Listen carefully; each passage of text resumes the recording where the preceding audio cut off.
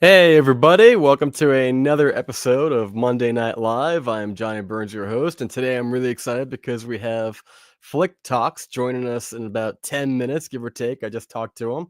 He's getting ready backstage, and we're going to cover a couple different topics today. We're going to be talking about Jason Lives in honor of Friday the 13th. We watched a bunch of movies this weekend. I personally watched Jason Lives, followed by Freddy versus Jason, followed by Friday the 13th Part 2. That's the one with the wheelchair. It just cracks me up every time. It's also like the Baghead Jason movie, but Jason Lives is easily probably one of the most fun action-packed versions that I've ever seen of the entire franchise. It is the crowd-pleasing version. It is the one you put on when you're hanging out with people if you don't really want to pay attention too closely. Not that you have to really pay attention to any of them, but this is like very much the MTV movie of like 1983 or 4 when it came out. It's a lot of fun. There's some kills in there. I don't want to talk about too much until we get FLIX in here, but we're going to be talking about Jason Lives. We're going to be talking about the Back Doors, which just got greenlit. We're going to be talking about 28 days later because, as we all know, 28 Years is coming out this Friday. I'm going to a press screening of it this Wednesday. I'm really excited about that. So we're going to be talking about why we love that movie. And finally, very briefly, because we're doing news, we're also going to be talking about Will Smith and his new music video, Pretty Girls. Is he still jiggy with it? Is he trying too hard? Should he hang it up? Should he stop making Will Smith happen? I don't know. These are the things we're talking about today. Down in the chat, we got a couple people who are already kind of in there right off the bat. Amanda, who is a FLIX Talks moderator. As someone who just watches Friday the 13th for the first time the other night, I can see why it's worth the hype. Absolutely, Amanda. Thank you for the chat. Thank you for coming in. Very excited to talk about it when FLIX Talks gets in here.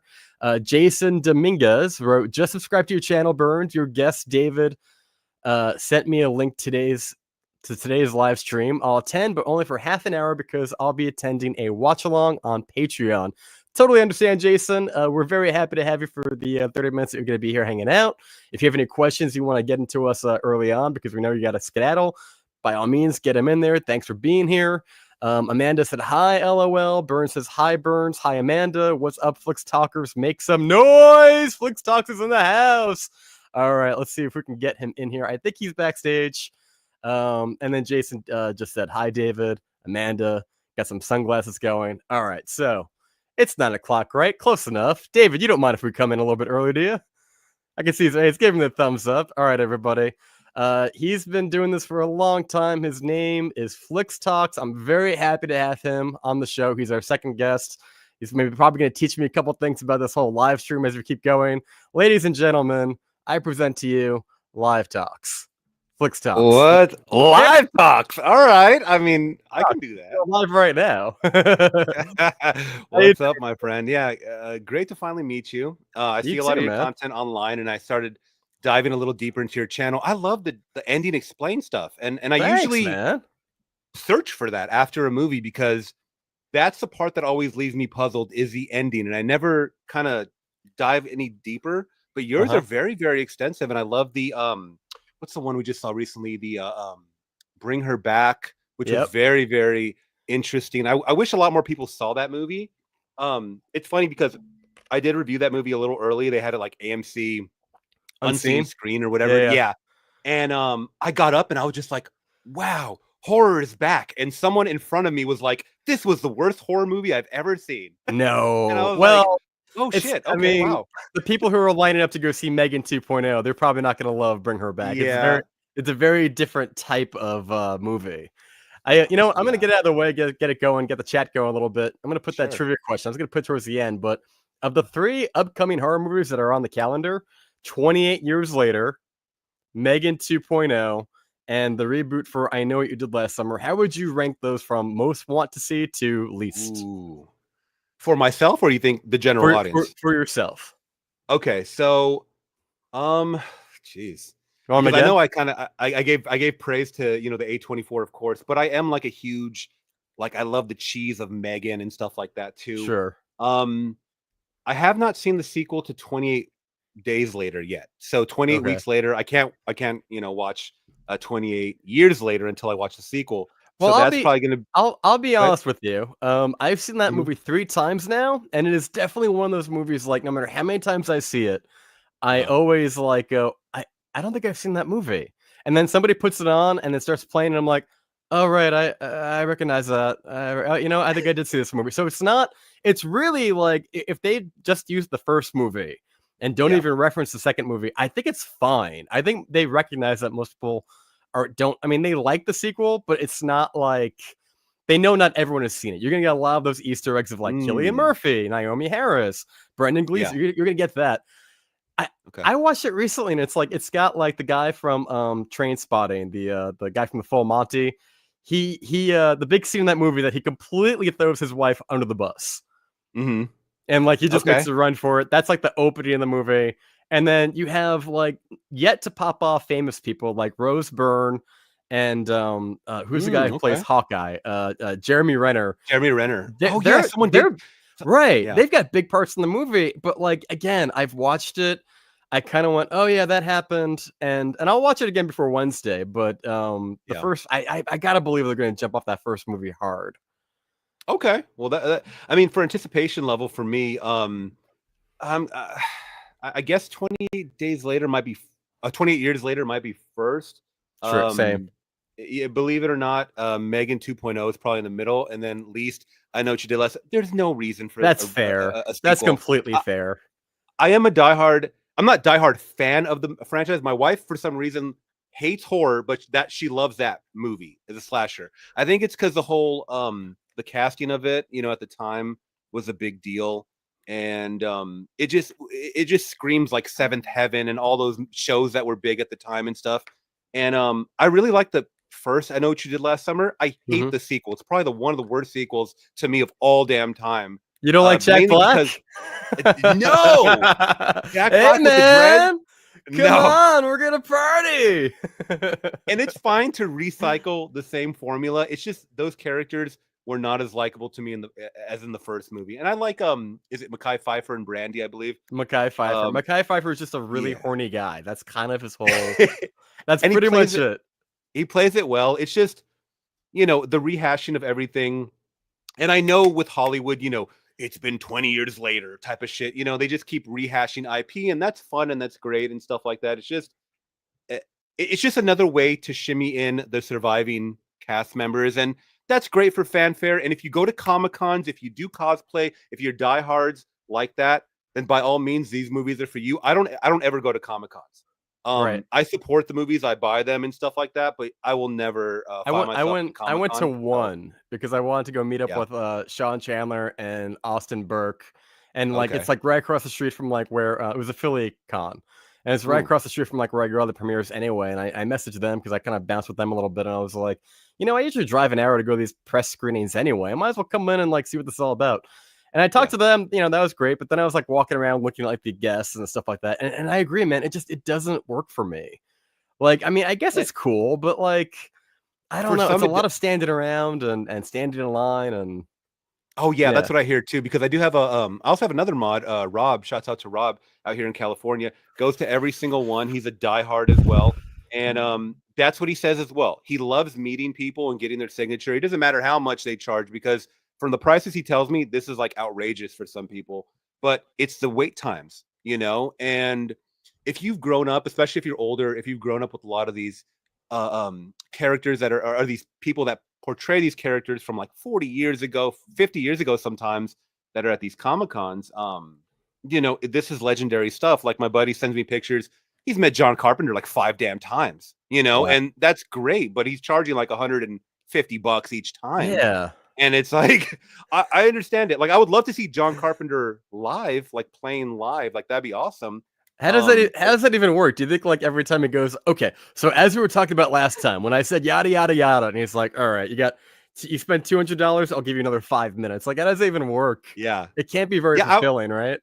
I do kind of wonder because sometimes you'll see interviews from people at Comic-Con and they'll take the actor along, on the side, and they'll be like, "Hey, can I interview you for 5 minutes Sure. or something?" It's like, does that cost an extra like couple $100, or how I does don't that work? know, because I've seen like Dead Meat and channels like that do that. Exactly what you're talking Yeah, about. I would feel so rude doing yeah, that, being like having the camera right there and be like, "So, when you were filming this movie, what did you mean when you did that?" It'd be like, I don't know. I don't know. It's just, but that's just me. I see it that way. So okay, so I think we're in agreement yeah. here.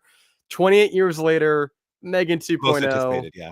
Right, Megan 2.0, which is going to be exactly what you imagine on Oh, steroids, right? it Just looks so batshit crazy. Like, I keep right. seeing the trailer.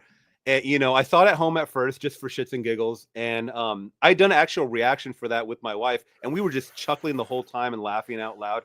And this second one was like, okay, they know it's meta as hell, and they're just upping the ante. Like, she's flying like on that squirrel suit or whatever. And I'm like, this is gonna be great. Like, this is gonna be so much Right. fun. I'll admit, when I first saw the first movie, I was like, "This is going to be kind of schlocky." And then I walked out Yeah. going, I was talking to another film critic, and I was telling him, I was like, it's not a great movie, but I think it's a great entry point if you have like a kid who's like 12, and you kind of Mhm. want to like nurse them into like the horror movies and stuff like that without like slamming them across the face with like Hereditary. Do you know what I mean? Oh It's yeah, it's like a nice that's true. entry point, I feel. And it's got some it's okay. It's like the That's fast funny. food of horror movies today. That's funny that you say that because someone was asking, because I remember I'd seen that movie from A24, the Legend of Ochi Okay. recently, and someone was like, "This is a great entryway into A24 for children," and I was Right. thinking that you can't really say that about many A24 movies, So I guess if we're It's talking about the true. Blumhouse realm, I guess it would be Megan because everything else is a little bit tame. You have your bad apples, of course, like Truth or Dare, which was like probably the worst of the list, I guess. I never saw it. I just know that it's like the low tier stuff out there. But I don't know what you would call like an introduction to Blumhouse because I I, I I don't know. Blumhouse can What be would you pretty say? bad. I remember, like, the first Oh, movie of very bad. last year, like, they kicked it off in January with Night Night Swim. Swim. Yeah. Yeah, Yeah. and the I tra avoided that like the plague. and it was the first movie I saw of the year. I'm like, "Here we go, everybody. I'm all jazzed for it," and then it just took the wind right out of my sails. It was like the trailer was Yeah. very obtuse, where you're, like, vague enough, and then you watch the movie and you're like, "Oh."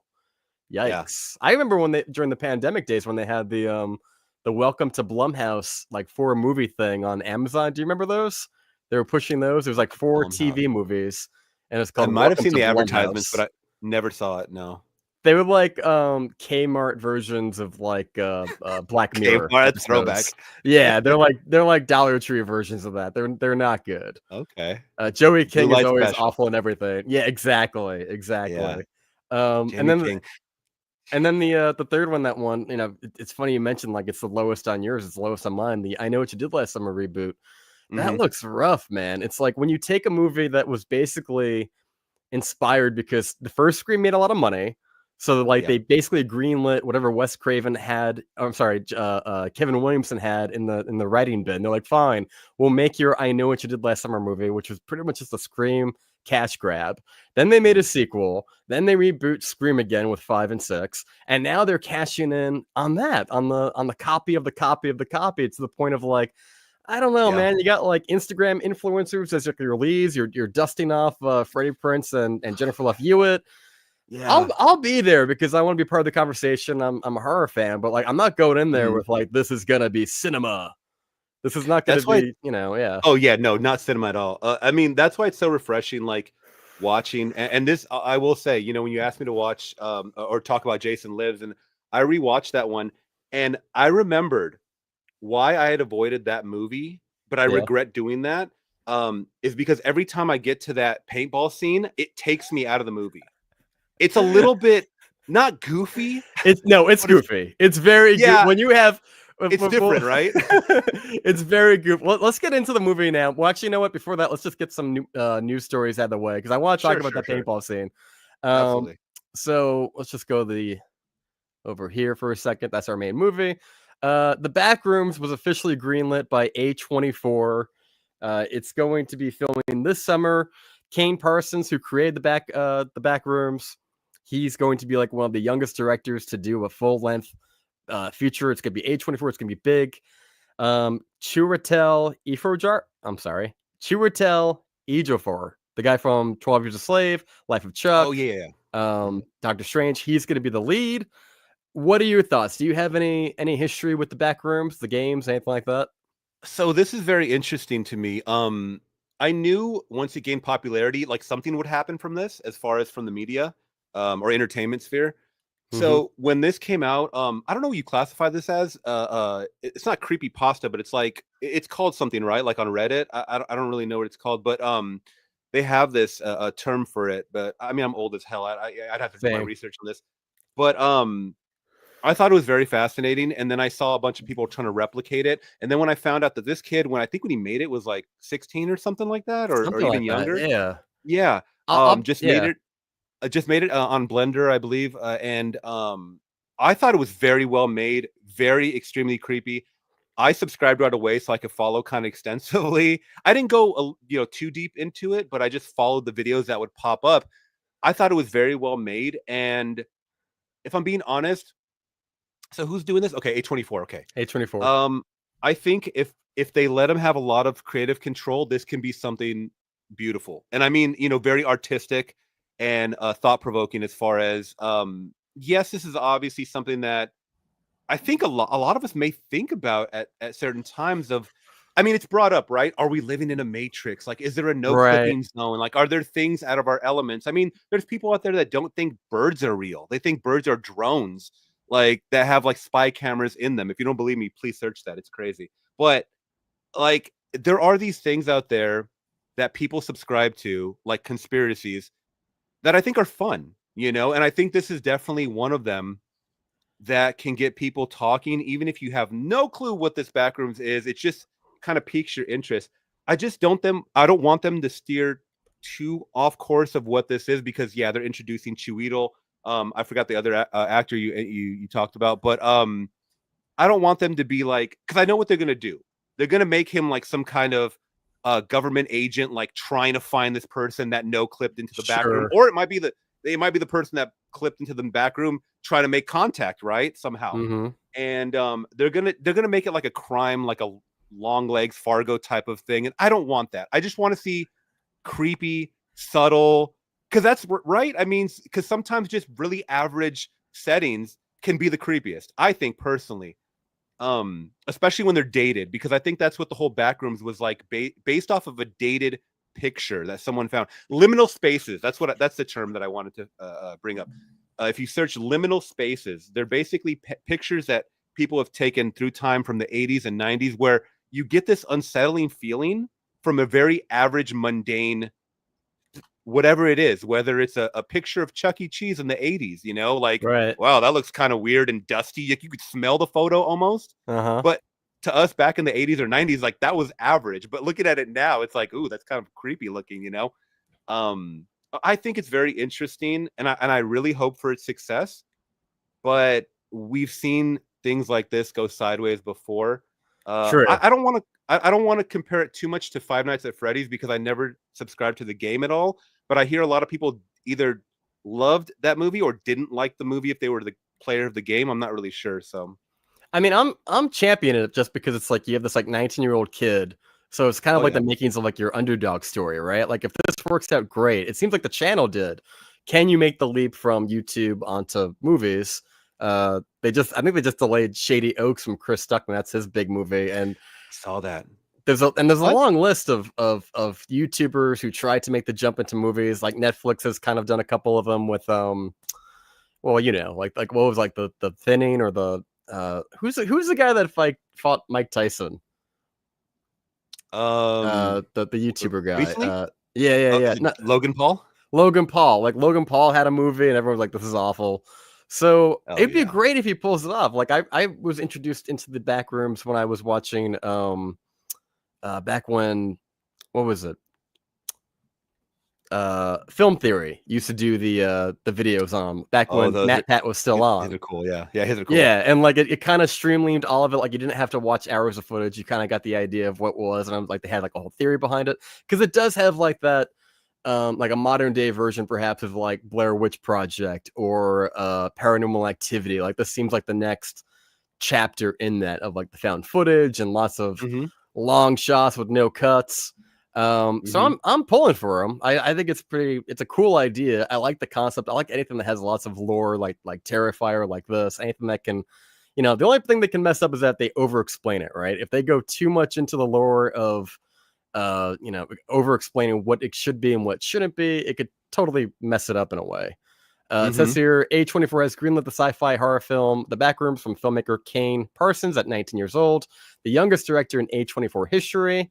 The Backrooms is based on the world of Parsons' viral YouTube horror universe. His anthological series debuted in 2022, not that long ago, and has amassed over 190 million views to date. Production for the film is expected to start this summer. That's great. I So, mean, I'm so happy for him, and like you had said, they're also doing that movie with Chris Tuckman, Shady Oak. Shady Oaks. I just saw the information on that. Kudos to Neon, man, because they're giving them extra money, I believe, Yeah. to shoot these like more scenes, like more extensive or gory scenes or something like that. And just give them they just have to give these people a chance. And low budgets, please, because learn from Marvel. This is where we F up, is that sometimes they accept so much money and reshoots from these studios and they do not make a return, and the studios do not care. If they do not see a return, the internet calls you a flop. It doesn't matter if you've been trying for this your whole life. You do not want to be thrown into that category. 2025 has been the year of flops. It's been tremendous, whether you're going mega studio with Marvel or small studios like A24, Blumhouse and stuff like that, or Neon, or anything, or even straight to streamer stuff. I mean, De Niro just dropped one a couple months ago that it was an extreme flop. And I mean, we're talking about big names that are attached here and they're not making a return. And there's many, many factors. And if you're going to add a theatrical release to something like this, which I'm guessing they are, A24 usually does, they're going to put a little bit of money into it. And yes, it is up to us, the fans, to forcibly go check that out, whether the reviews are dog shit or not. Please go watch them, spread the word, and make your own determination. Because I'm going to say I'm a victim of it. Like, I read the early scores and reviews and stuff like that, and if they all kind of dogpile in sometimes, I will say, you know what? I might want to save I might want to save a couple of hours and wait till streamer or something like that. And then I go, damn, I didn't support when I could have had the chance, and this was a great movie. I just hope it's not like Skinamarink. Did you see that one? Okay, let me tell you something about Skinamarink. So I lasted about 30 minutes, and I was like, what is the world talking about? I could not get through it. Did you like it? I tried watching it once. I feel like this is also pandemic days a little bit. I don't know. It's a blur. So, yeah. The last 5 years are kind of a blur. But I remember watching it like at home, and like I couldn't get into it. And I was watching it with my ex at the time, and then like we circled back to it, and I'm like, you know what? Let me take a gummy first, and then maybe that might help. But largely, I was like, no, man, I can't believe this got all the promotion that it got. They really, again, I like your idea of keep it low budget. That's always been the success of like a horror movie. We're gonna be talking about Jason Lives. Like, these movies came out once a year at the time.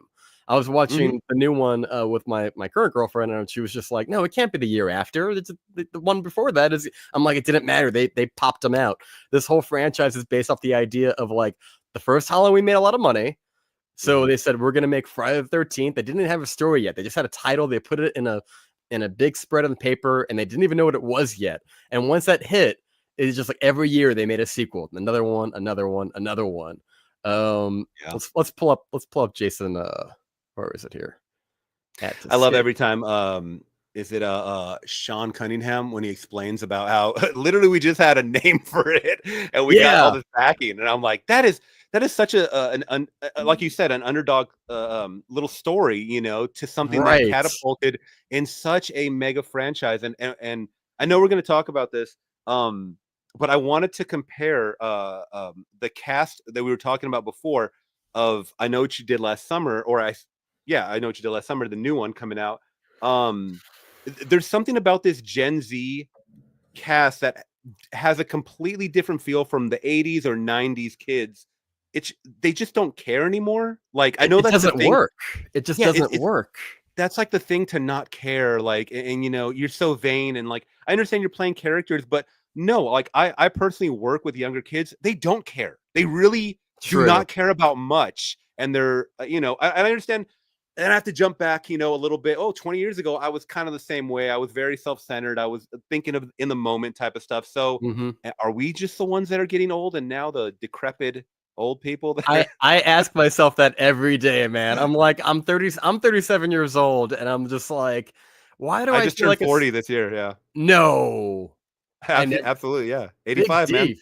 God damn, man. Well, happy you're old. You look great though, man. Thanks. I never would have if you were like I'm Thanks, 28, bro. I'd be like, yeah, man. I mean, you know what? You got I mean that Moisturizer. you got the hat on, Moisturizer. so like, I don't know how bad the hairline goes. You're trim, you look About the good. same as yours. About the same as yours. True, true, true. Yeah, I can't no way you're 40, dude. Well, God Yeah. bless you, man. You're gonna We look both young got forever. the 4 heads, 5 heads going on, you You know what's know? great? You know what's crazy? Not to get off topic, but I'm like, I've looked at pictures of me from when I was like 22, 23, and I look at pictures of me from like last year, and I'm like, not Mhm. not to sound vain, man. I feel like I look better now than I did when I was younger.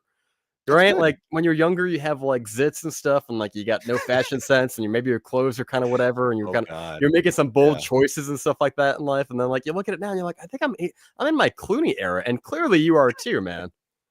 Well, thank you, sir. I appreciate that, man. So yeah, because you're talking about the paintball scene. So let's dive right into this movie. Sure. Friday the 13th, part 6. Just to for those of you who don't remember, because these movies do blur together. If you need to remember anything, it's like the first one's pretty straightforward, right? If you've seen Scream, you know exactly what's up. Jason's mother was the killer because let Jason drown. The camp counselors weren't watching. That's part 1. She gets her head lopped off. Part 2 is Jason with a bag on his head, running around. You got some great kills in that. Part 3, personally, I don't love part 3 because like the whole gimmick was that it was in 3D, and Yeah, that was a bit goofy. you have like the yo-yo going at your face and stuff like that. The big thing of note is that like it came out. It was a movie that gave Jason his mask because he picks it up Yeah. off of like somebody else. But like largely, it's like you have like biker gangs and like you have like, that barn scene, and like again, low budget. They shot it all in one location and they shot it on the cheap. 4 is really good, I feel, because like that's the one that has Mhm. what's that kid from the Lost Boys? I'm blanking out. Corey Feldman. Corey Feldman. Yeah, that's like during his time of Goonies and stuff like that. The Lost Boys. That was 4 is pretty good. I think this one has like Crispin Glover, right? He's doing that dance. He's Oh doing yeah. that. God. It's like this is good. This is good. Ted, Thank where's the God he did corkscrew? thank God he did not last through the movie. I'll just I say know.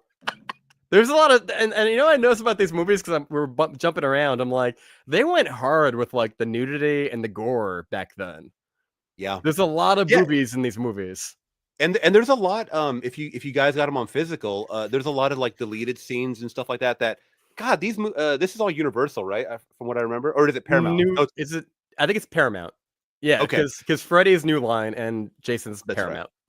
Yeah, so they would just, no pun intended, butcher these scenes and leave everything on the cutting room floor. And then when you Mm-hmm. discover a lot of these Friday the 13th movies, the deleted scenes or the extended scenes, you're like, holy shit, please make like these like the uncut versions, just like the main movies. But I totally understand. You know, the MPAA was like just crazy back then. They didn't really want um much, being shown and stuff like that. But I was watching a lot of the behind the scenes for part 6, and the director was, I forget the director's name, but he was saying that the studios love this one so much, like they were having a really good time, like they were talking through the movie and just giving notes to Mm-hmm. each other and stuff like that. And they were like, hey, can we add 3 more kills? And I'm like, that's kind of unusual to want more kills in the movie. So when we get Yeah, to it, I don't know if it's you know about the 3 kills they added in the movie. I don't. I'd love to hear about it. But yeah, I Okay. do remember I Yeah. do remember what you're talking about, where like the MPAA was very strict on the gore. They would film all this stuff and then none of it would ever be used. Like you said, the deleted Yeah. scenes is where you could find it. But there still was more of like an element of fun where like it was over the top. It didn't take itself too seriously. This is like the MTV movie version. Like it's very poppy and flashy, and it's borderline an action movie. Like there's that scene where Mhm. like the RV tips over and it's going down the road and it's on fire and he's standing on top of it. Like it's very with the I don't rock know. music playing in the back. Yeah, It's like, it's just I'm very nostalgic for a movie that I wasn't even alive for yet. It just has that vibe to yeah, it, you know? Like, even the opening, absolutely. right? Because look at this. Look at that, man. Come on. Yeah, so you know what's funny is that I forgot, maybe I saw this in a lower quality the first time. I forgot how his face looked in that coffin. He looks like some kind of okay. So you remember Mortal Kombat, the Mortal Kombat Yes. movie? He Yes. looks like remember when they're like kind of transforming like from human to like not animal, but like there's a scene where it might be actually when they're doing the animality or something.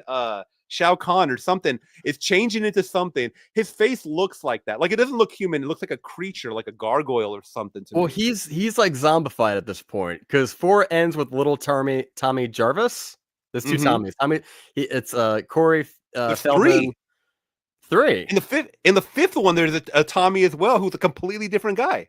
Right, correct. Right. Yeah. There's multiple Tommies. I always mix up Tommy from Halloween and Tommy from Oh yeah, yeah, Friday the yeah. 13th because like yeah, there's 2 of them.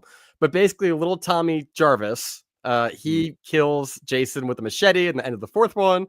He does Yeah, that bullshit where he's like, "I am you. I shaved my head," and that yeah. worked. The 5th one is Well, yeah, I mean, he tricked him in the sense as in part two, how correct. our final girl tricked Jason with the The sweater sweater and and yeah, whatnot. yeah. Also too, remember, I mean, at the end of part four, when he doesn't just hack him in the face, he starts hacking him like afterwards, just saying die, die. It's like, It well, where is he makes hitting him? no Is he hitting him in the sense. head or is he hitting him in the body? Like, because Yeah, it looks like it everything's still doesn't intact. matter. It's one of those movies too that like kind of like Halloween where they try to infer that the cliffhanger is going to be like someday the child's going to be evil and going to take over the franchise. Like in Halloween 4. Yeah. You know what? Exactly. I wish it would have went that way too, because I was a huge. I mean, I have a Halloween 4 shirt, and everyone makes fun of me for liking that movie. That one has one of the best. That was kind of like the revamp of. Well, I mean, because of part 3, it didn't have Michael Myers in it, so they're like, everyone's like, we want Michael back. So Mustafa Akkad was like, okay, we got to bring him back. It opened exactly the way I thought Haddonfield should have. It felt like a Haddonfield Halloween movie, and then it left on that cliffhanger that went nowhere in part 5. Correct. Absolutely nowhere, and I hated part 5 for that. Yeah. Well, part 5 of this movie is like the worst Oh, one because it's like it's not even really Jason under the mask. It's like you got that really annoying fat kid with the candy bar doing his shenanigans.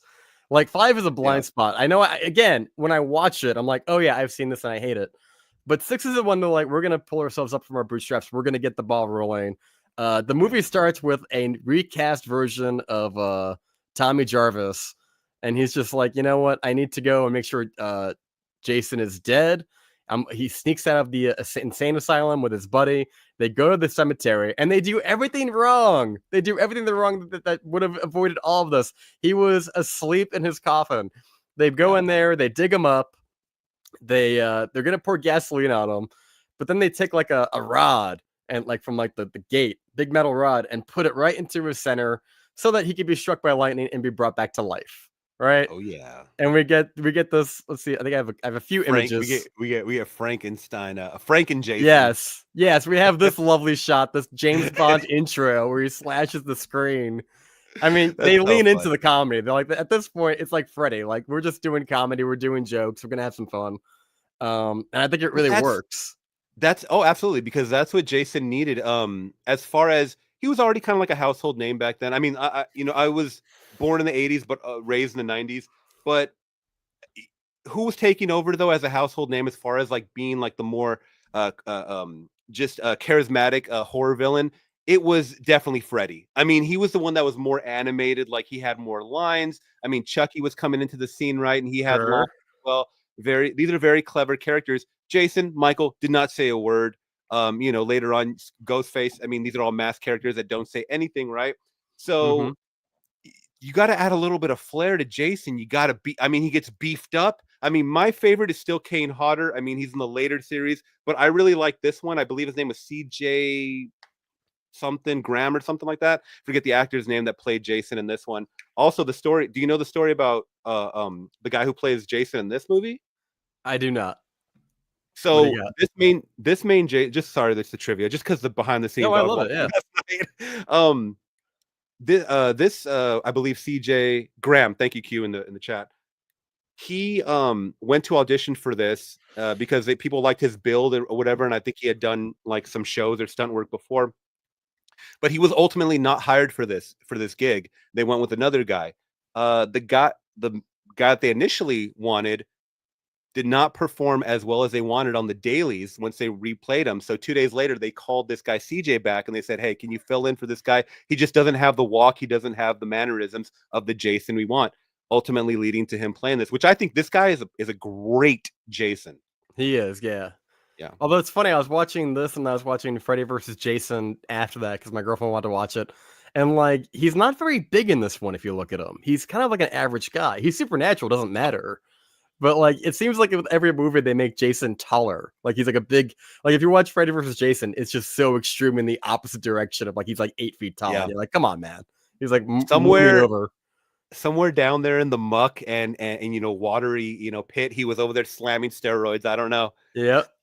But Tommy, for reasons that can't be explained, inadvertently brings Jason back, Frankenstein style. He slashes the screen, and then we get straight into what you're talking about, the paintball scene, and that's where we have like a bunch of dudes. The one guy is incredibly sexist, right? Because like he gets shot by like the blonde girl, and he's like, and she's kind of Yeah, like, and he you was. know what? For back in the day, like she wasn't like girl bossing it. She was just like a woman's touch. It was kind of funny. I was like, oh yeah. Yeah. But then he goes She's straight into like he's got the machete and he's cutting the branches. He's like, stupid woman, get back in the kitchen, make me a sandwich. And you're just like, what are yeah, you doing?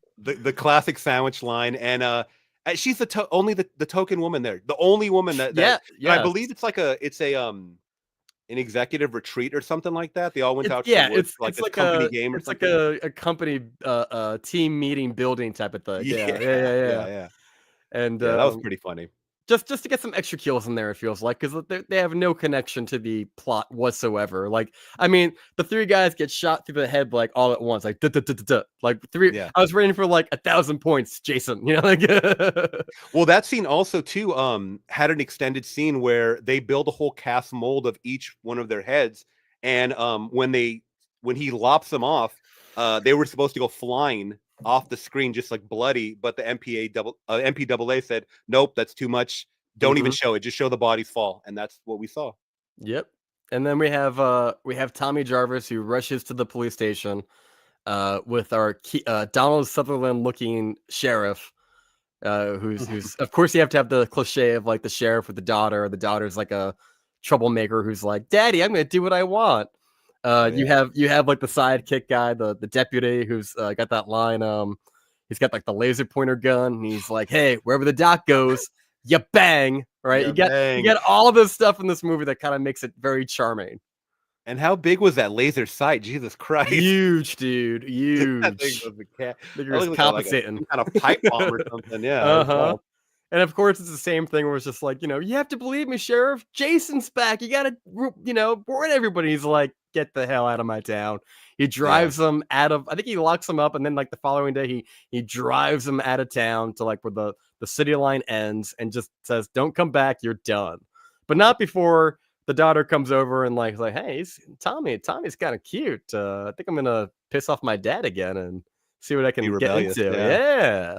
Yeah. Meanwhile, we This is have all this is actually a pretty fun group that we got into. What do you think about this friend group that we got? I like the kid with the ripped up jeans. He was pretty funny.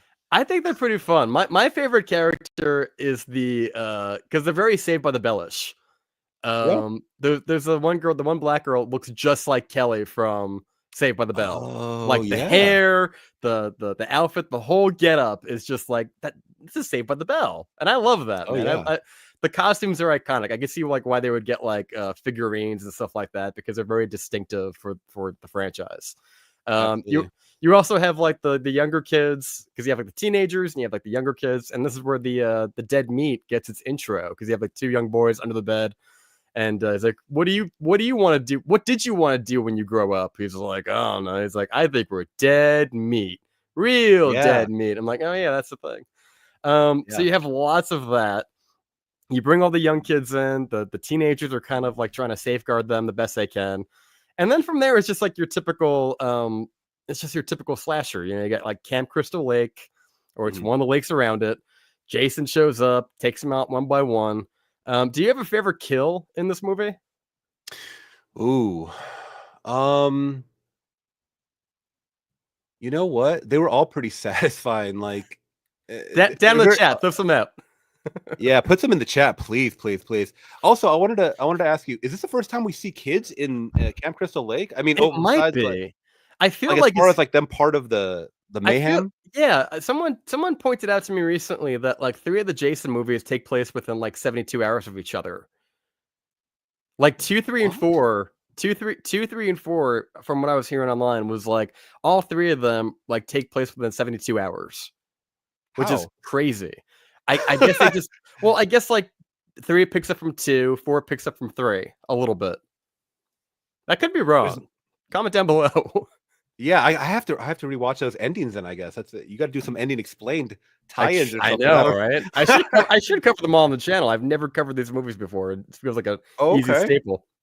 Um, Yeah, yeah. But as far as kills go, I really enjoyed pretty much all of them. I thought the one inside the car with I'm sorry, inside the motorhome with the girl in the yes. restroom, and he just slams her head. I mean, you don't see anything. I just thought it was the most fun and creative. Obviously, you see the mold of her face just kind of being pushed until she suffocates, I guess. Um, I actually like Jason's kill at the end because when they're just kind of just sawing through his neck Uh-huh. when he's kind of just hanging there, floating underwater. I thought that was pretty cool. Um, but as far as just a camp counselor death, probably the Kelly lookalike, like you said, where she gets her head pretty much ripped off, like Turned all turned the way all the way around. Yeah, around. yeah, yeah. I'm a fan of a good head turn. Like I don't know why. Yeah, I love it. and Yeah, to be fair, I just watched this movie and yeah, trying to remember all the kills, I'm like, I'm coming up short. But the one that I remember being the best is the yeah. sheriff because he's basically just split backwards. Oh, that's right. That's yeah. He got done like that was like a hatchet death. Yeah, he gets folded like a bed, man. He just kind of gets, and Yeah, they show the behind the scenes like they dug a hole for him. He's got to stand in it, and then they just kind of, it's yeah. great. He tries shooting Kind of him, like how nothing they did the happens. was it the what's the one where they do it in is that Freddy versus Jason, the bed scene? That's Freddy versus Jason too. Yeah, they did the same kind of like bendy Yeah. body thing. Yeah, That has the best kill scene with the cornfield when Jason's coming out just massacring everybody. I love that scene. but So awesome. plot wise, it's pretty basic. Like you show a couple of camp counselors getting killed off. Um, the daughter decides that she's gonna help Tommy. She's like, she gets Mhm. information. She's like, they're looking for you. You know, I got my, you know, I'll meet up with you. We'll get supplies. We'll take care of Jason. And he's basically just like, we have to return Jason to where he was from. He has to go back to Camp Crystal Lake, original burial place, which makes you wonder, like, dude was fine in the coffin until you woke him up. Yeah, and he was planning to burn him anyway. So what are you talking about taking him back to the that was not his initial plan to ever do that. Like, Unclear. yeah. But that Also, is why did he take his buddy along? Why did he have to take his buddy along? cannon fodder, man. We have like X amount of kills per minute. You know what I mean? Every 8 minutes, we True. got to do a kill. Yeah, And true, that's kind true. of your plot, man. Like, there's a great. You have Yep. the RV scene, right? That's pretty great. You have the two people in the back. The other guy looks like Slater from Saved by the Bell. He's got the earring, and this dude just loves driving an RV, right? Because they start Oh getting yeah. it on, and they hear a noise. They're gonna leave, and he's like, "I'm gonna drive, okay? Yeah, I'm gonna drive. I never drove an RV before." And he's just like, "This is great. It is great." Doesn't hear the girl behind him getting killed. Alice Cooper is blasting on the radio because there was like a tie-in with Alice Cooper. Not a great song. And Okay. eventually they tip over the RV and Jason gets on top. It's on fire and he's standing there all menacing and stuff like that. And that's Very cool scene. very, very epic scene. It's kind of what I remember from the film. Like it's very extra, you know what I'm saying? And then when we get to the Mhm. camp, all of our characters meet up there. The sheriff gets killed off pretty easy. He tries shooting it a couple times. Doesn't really seem to take, but he gives it his best before it gets folded in half. Yeah. None of the children die, which is good. Getting close though. What that Yeah, one little blonde girl, he like got close to her face and he was like chasing her the whole time pretty much. pretty sure pretty much all the Yeah. teenagers get killed pretty easily. Yeah. Again, none of them were distinctive enough, like to actually remember them. Like I remember the guy in the RV, and I remember the girl that you said got her head turned around. Yeah. Again, back in the day, man, they did a lot of this like off-screen kind of stuff where it was kind of like you see it, we're done, next scene. Yeah. Um, But the big scene is like the finale when we get Jason and the girl and Tommy, and he's got like this giant rock on this rowboat, and he's got the chains on it, and he's gonna be like, oh, I'm gonna noose him with these chains.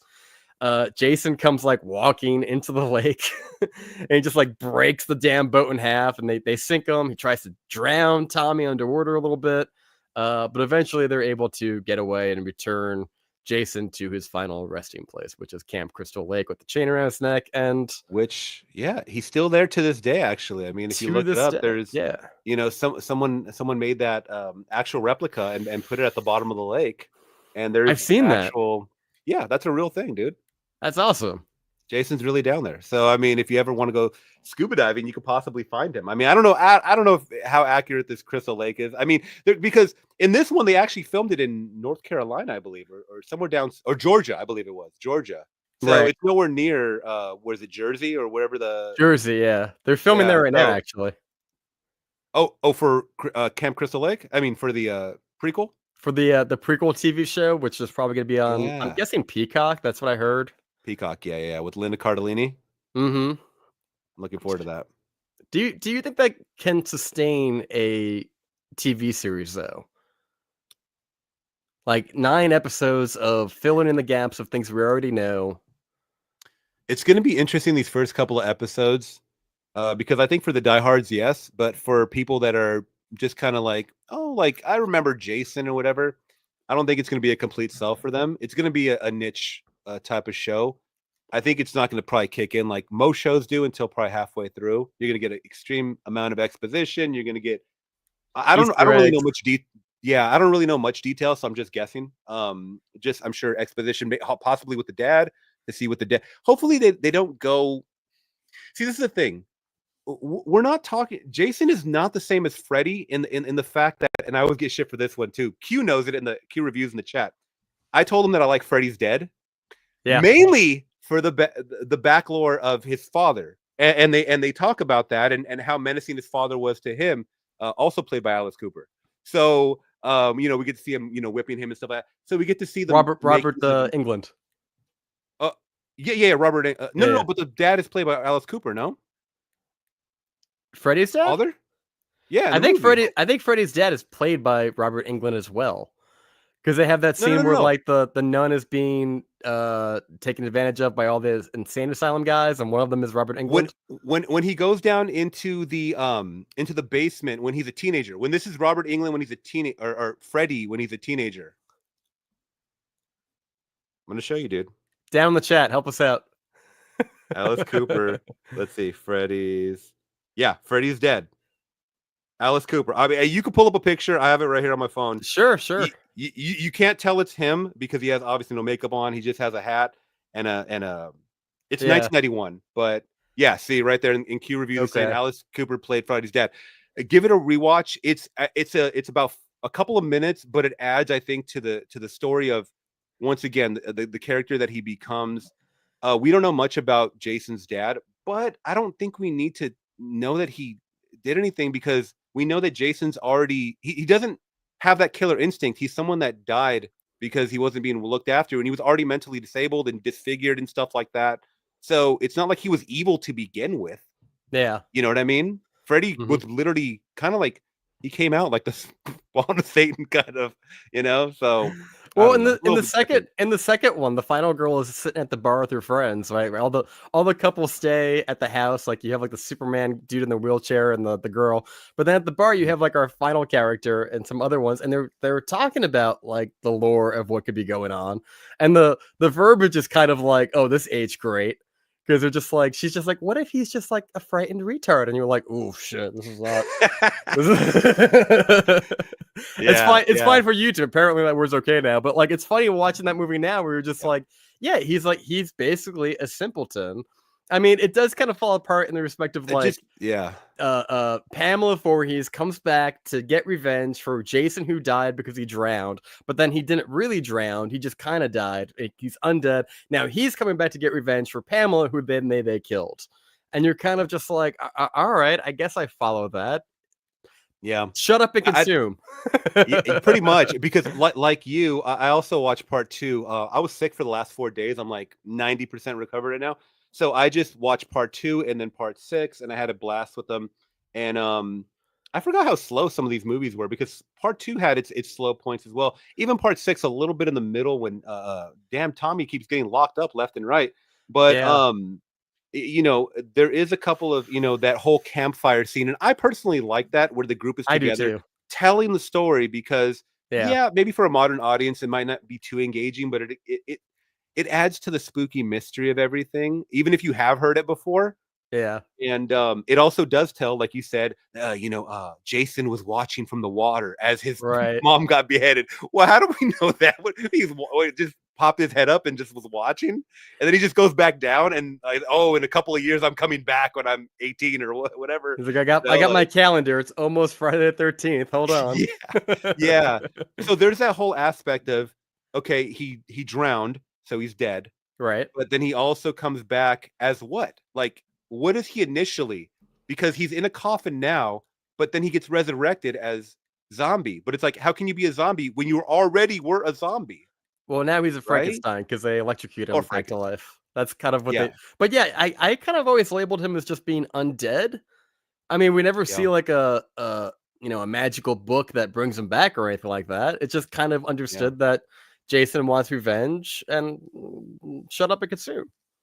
Wait till Right? I part mean, eight, my maybe I'm friend. missing something. Yeah. Wait till part 8. One of my favorites, where he becomes not telepathic, but he can teleport. I love that Yes. teleportation, Jason. And everybody hates that movie, and I will defend that one as well. So if you want to talk that Which ever one? in the future, part 8. Is that Jason Takes Manhattan? Yes.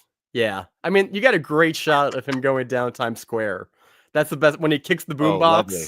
Yeah. right? Like that's Yeah. bad. But you're right. When you watch them on the ship, and it's so boring. I can't watch that movie. It's so boring. Oh, it's He's fun. not able to get from like steerage to like the top of the boat back down to the like. There's no way.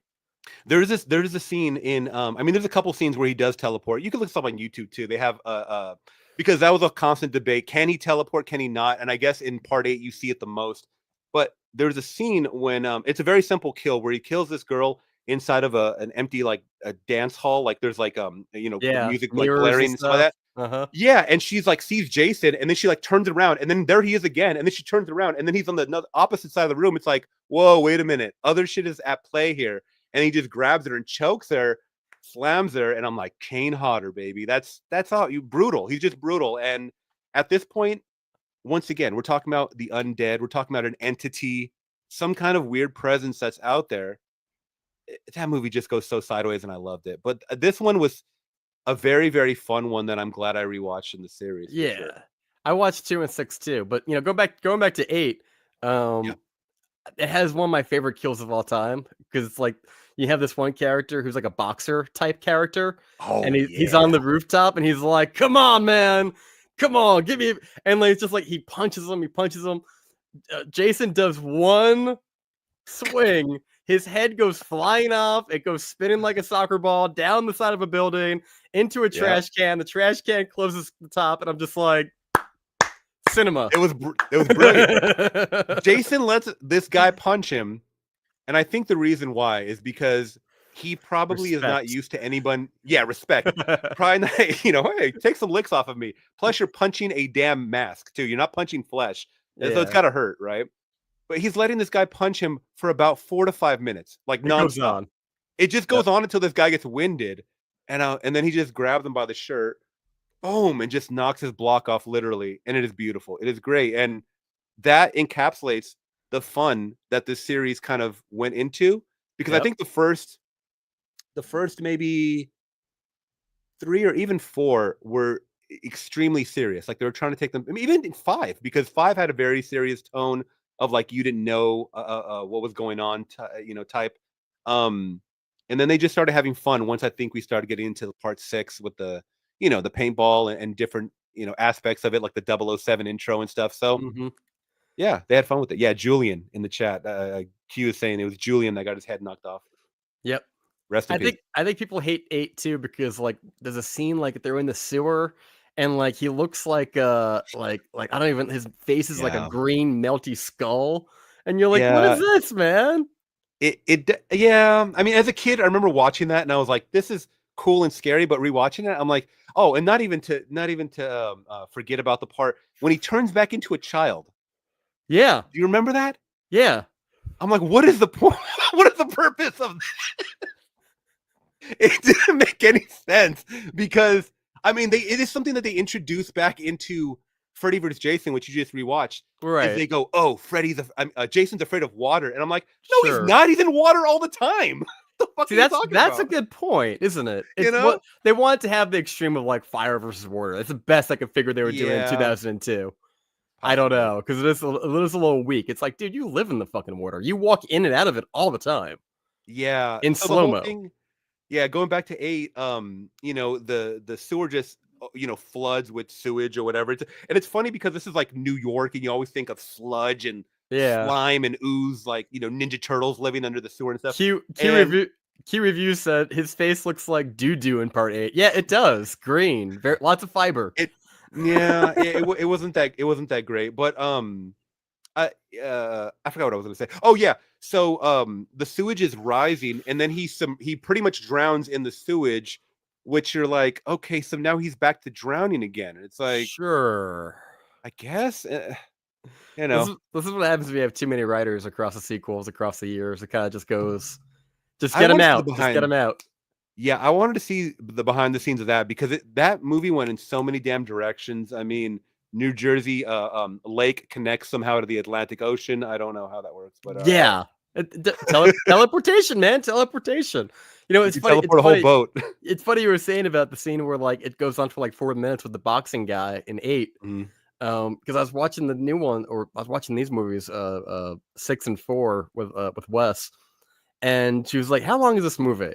Because we've been going to the movies, and like every movie lately, Mission Impossible, Bloodlines, whatever, it's always like 2.5 hours. Mission Impossible was like 3 hours long, so now we're just kind of like, how long is this movie? Because like I need to know. And like if you watch any of these original sequels, they're like a tight 88 minutes. And I was explaining to her, Yeah, like back then, these were movies that were B movies, and like they would actually like let them drag out because sometimes they would only have like an hour of footage. And yeah, like the studio would be like, look, absolutely. 70 minutes is not going to cut it. We need 90 minutes, go back. So you always have like, there's always an excess of previously on Friday the 13th. And like you said, you have like the camp counselor who's narrating. And at the time, you didn't have Blu rays and VHS and DVDs where like, you had it fresh in your mind. You're like, yeah, I saw it, but like camp movie, got it. I kind of always enjoyed those back flashbacks of previously on Friday the 13th. And it's like we see all the kills. It kind of also gets you in the mood if you're going to have to like sit and watch a lot of exposition, and Yeah. camp counselor's just kind of bullshitting, flirting, getting it on. Mhm. Um, I mean, but like yeah, you said, like real quick, like you said in the second one. I mean, they literally rehashed the ending of the whole first movie. yep, And I was watching, I was like, damn, this is still it's like 6 minutes, 7 minutes of this, just to get to the scene where they kill the final girl from the final movie.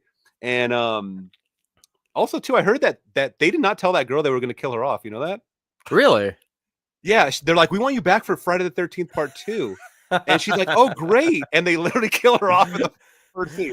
We're watching that too. It was like it seemed like something went amiss because like they seemed to have her for shooting for like 2 or 3 days maybe, and they're like, look, we're gonna get as much screen time out of you because we just Yeah. follow her from like her bed into the kitchen. She's making tea. She's on the phone. It's very reminiscent of Scream.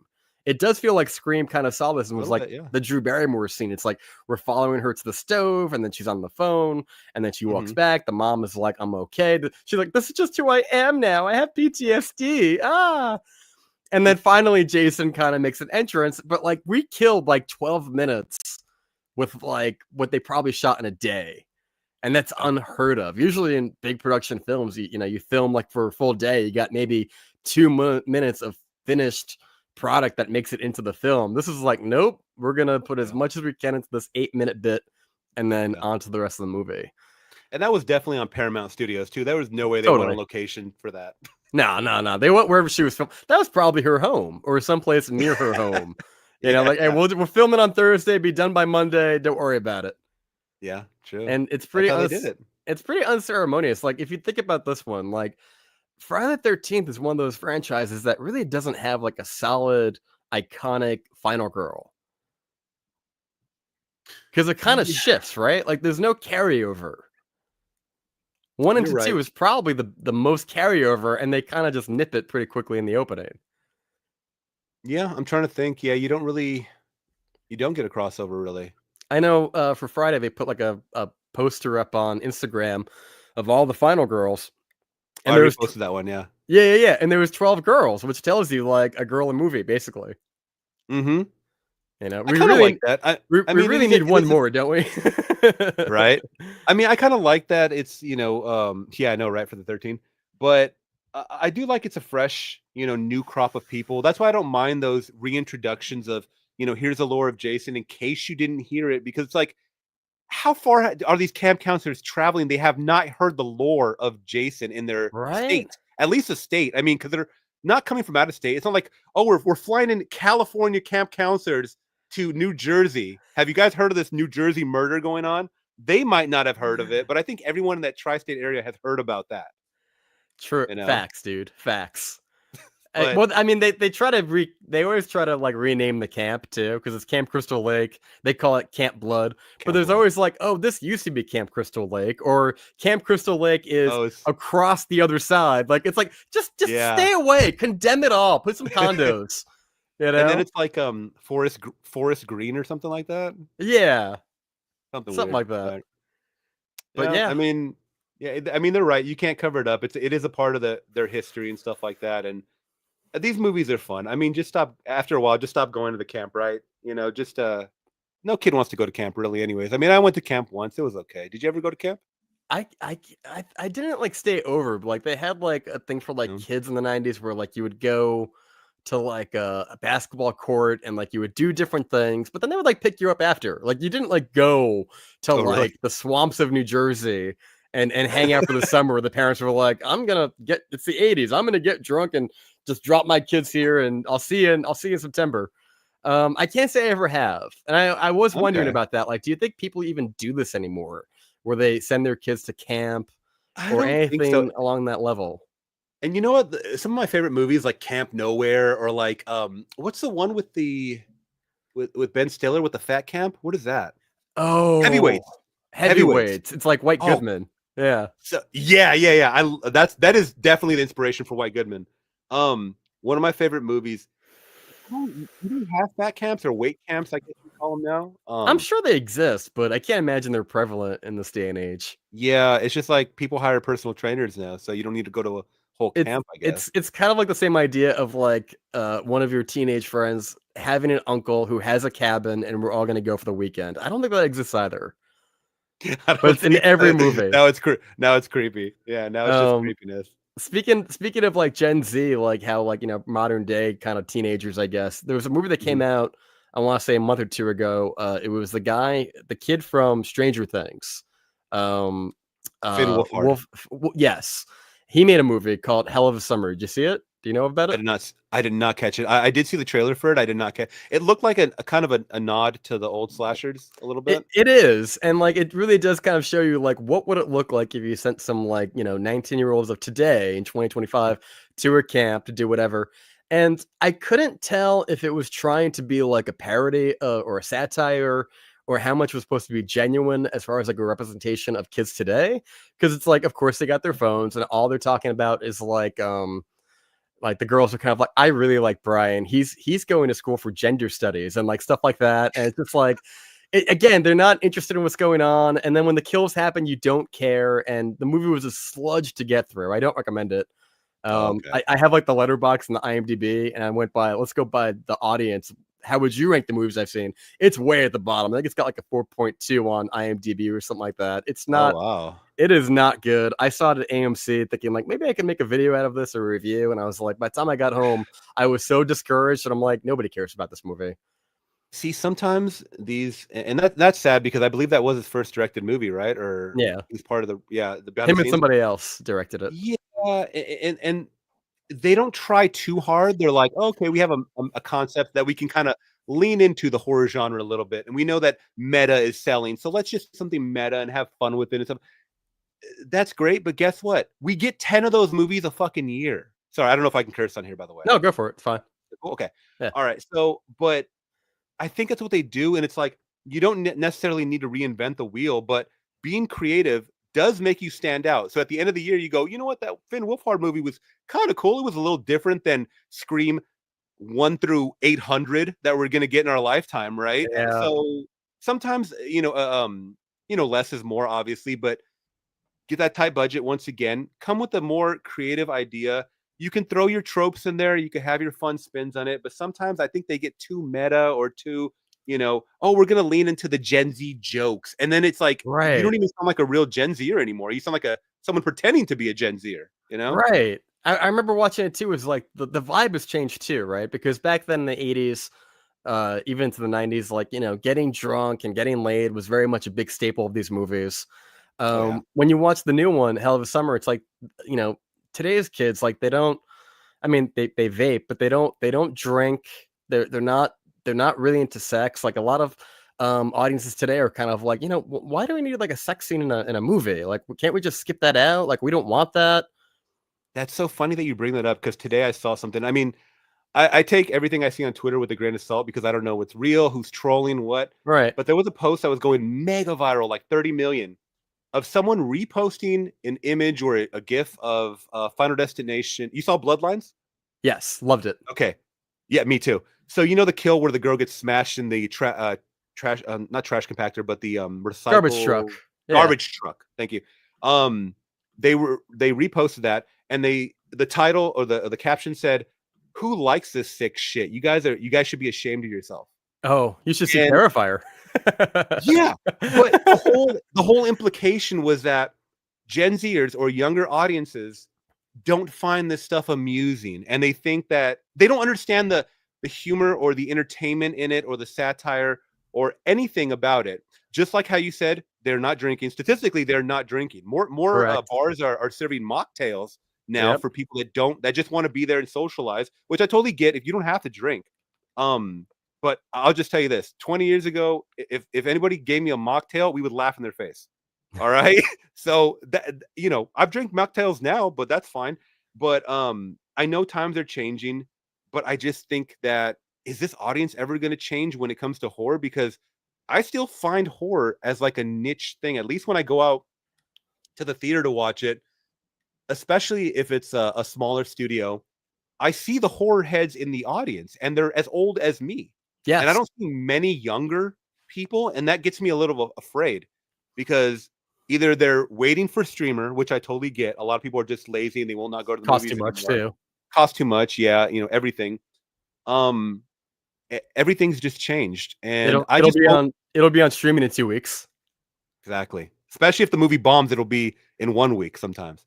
But yeah, that's the only thing I'm a little afraid of, that horror will seemingly die from I'm sorry, from the big screen, I should say, and go directly to streamer as to avoid paying whatever it costs to get in thousands of theaters across America or nationally. And that's the only thing that or internationally, I should say. And that's the thing that kind of gets me a little sad. But I just recently started going back to the movies this year, Yeah. a couple months back, because I gave up on going back to the theaters because everything I was seeing was just The very middle of same. the road, just basic. And I was like, yeah, I have a subscription to AMC and stuff like that, Same. but I just feel like I'm losing something more valuable, time. I'm glad you brought And that up. Do you have AMC A stubs? I do have AS, yeah. It's funny because it's funny you said that. I watched a couple of bad movies this year, and I was like, you know what? I don't know if I'm gonna keep doing this. So I go on the app and I'm like, let me cancel my AMC stubs. And I read the fine print, and they're basically just like, if you want to cancel this, we're gonna charge you a fee of $26, and also you will not be able to sign back up again for 6 months. Oh shit, they must have just instituted that because I did not see that in the fine print. If you go on the thing and say like, Oh go click on man, cancel, you'll get this thing pop up and be like, we're gonna penalize you for 6 months, and we're gonna charge yeah, you 20. And you know what? It worked because I didn't cancel it. I just tried to make a point of going to see more movies. yeah. I went to go see Scene on Screen. And I saw Life of Chuck, and I was like, this is great, so fine.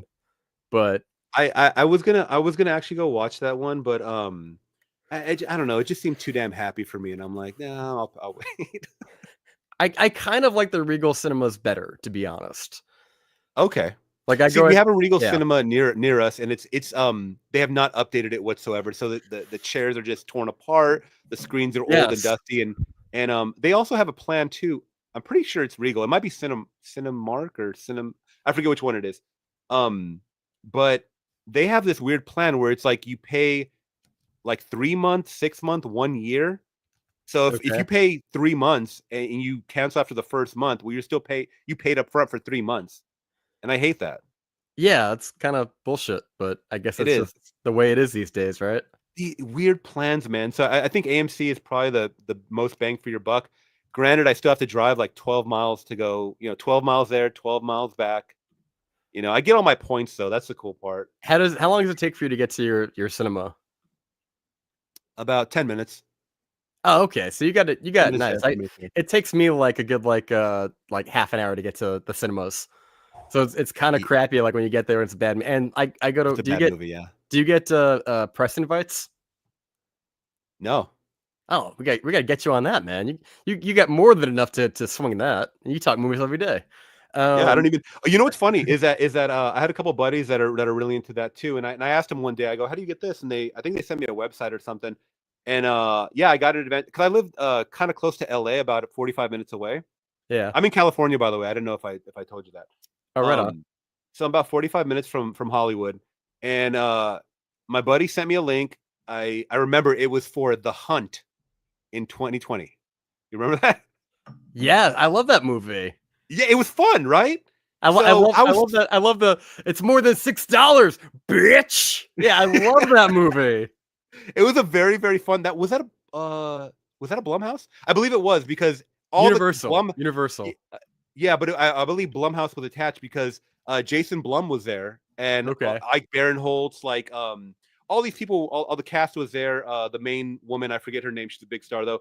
I was super geeked up. Like everybody, was talking to me in line and stuff. We were all chatting about movies. Come out of the movie, it's fantastic. Guess what? A week later, pandemic shut down everything, and I never went back to a Hollywood premiere in my life. Wow. I mean, I guess I could still now, but I just never went back for any advanced stuff. But I yeah, pretty that'd be much fun got to go in. back. I pretty much got in there with the pandemic because I got them at like a low point. So like Okay. they were desperate. They clearly needed people to review movies and talk about them and stuff like that. Well, that's So cool. so that's kind of how I got my foot in the door. And then I kind of met some people who had like press connections. They got me in the door. And then it kind of slowed down. But the interesting about these PR companies is that like they are very controlling in how they control the narrative. So they Mm. very much structure you in so many ways on like what you can and cannot do. I was watching Dumb Drums and he made a good point. When Ballerina came out like a week or two ago, there was I part of saw the that. yeah, part of it was like in the invite, there was a little bit in red font that was just basically to the point of like, hey, social embargo is at this date, but also if you tend to be critical about it, don't say anything until like a day or two later. But if you love it, Yeah. screaming from the rooftops. I'm like, what are we doing, guys? That is the worst way to go about it sounds non-professional at all whatsoever, first of all. I know they're And desperate, but yeah, and then you're already giving the implication that this is going to be a bad movie, which I saw the movie, I really enjoyed it. I don't even know why they would even put that in there because I gave it a good review yeah, as it was. I knew it was not going to be John Wick. I don't think anybody expected it, and I think people that were expecting that were these bros that were like, women should not be fighting, and there's no way that she could do that to me, bro. It's like, yeah, because you've trained in the I forget what they call it, the Ruski Roma or whatever the hell. She's part yeah, of the Russians. It's like, the come on, ballerinas. guy. And let's remember, this is a movie. You Yeah, know? it's an R-rated Black Widow, basically, Yeah, yeah, more or pretty less. much. And I had fun with it. It was fine. And I like Ana de Armas, and we got to see some John Wick in there. And but Yeah. yeah, going back to what they said about that, they should they got to I don't know. Hollywood needs a super reset right now, I think. Yes, Without getting too preachy. you can get I've preachy. seen a couple I've seen it well, just for anybody that takes it, like I'm preaching or whatever. Um, I've heard comedians say this. Oh, I could never write super bad in 2025. Well, why not? You could Don't let the audience dictate, or the critics dictate what you can and cannot do. And this is what a lot of people are kind of steering back away from, well, the political correctness of you everything. can write super bad in 2025. You can write it, but getting a studio to agree to put it in, that's kind of your hang up, right? I think we're Well, this I is think we're getting back. I think we're kind of moving back into allowing comedy take the stage again. But that's kind of the problem, is that like once it goes through like all the studio notes and the executives, and like they change it and they move it out, that's where it kind of falls apart. To the point where people have to go, why bother? and this is the thing too. You're gonna have those divisive comedy watchers, people, and I'm sure you've seen this. This is the reason for hecklers or people that walk up and get up out of a stand-up comedy show, right? Yeah, You either know what you're in for or you don't. It's as right. simple as that. I don't think anybody walks into a comedy blind and sits down and goes, "Oh, what's happening?" Like, they at least know the story, the comedians attached, right? Uh-huh. They know how the humor is going to go based on who's starring in it usually. The Right. only thing that's changed over time is some of the things are dialed back a little bit for audience political correctness once again. And I'm not saying you have to forcibly insert edgy jokes and, this is the American way, freedom of speech and stuff like that. I'm just saying that the reason why, at least for me, because I'm older, or you're older as well, we relate to movies like Superbad is because that's usually how we grew up around people talking like that. Right. So it was a more relatable thing. And like I had stated before, I work with younger kids, and I know for a fact they still talk like that. They're still foul Good. mouthed. They're Good. still talking about girls in derogatory ways. I mean, because boys are still horny, right? Yeah. So none of that really has changed. The only thing that's changed is that now we're afraid to say it in behind these big studios. And Right. that's what I think is a little, I know this is kind of a, I don't know, I don't think it's on your topic, but I'm going to talk about it Go tomorrow. for it.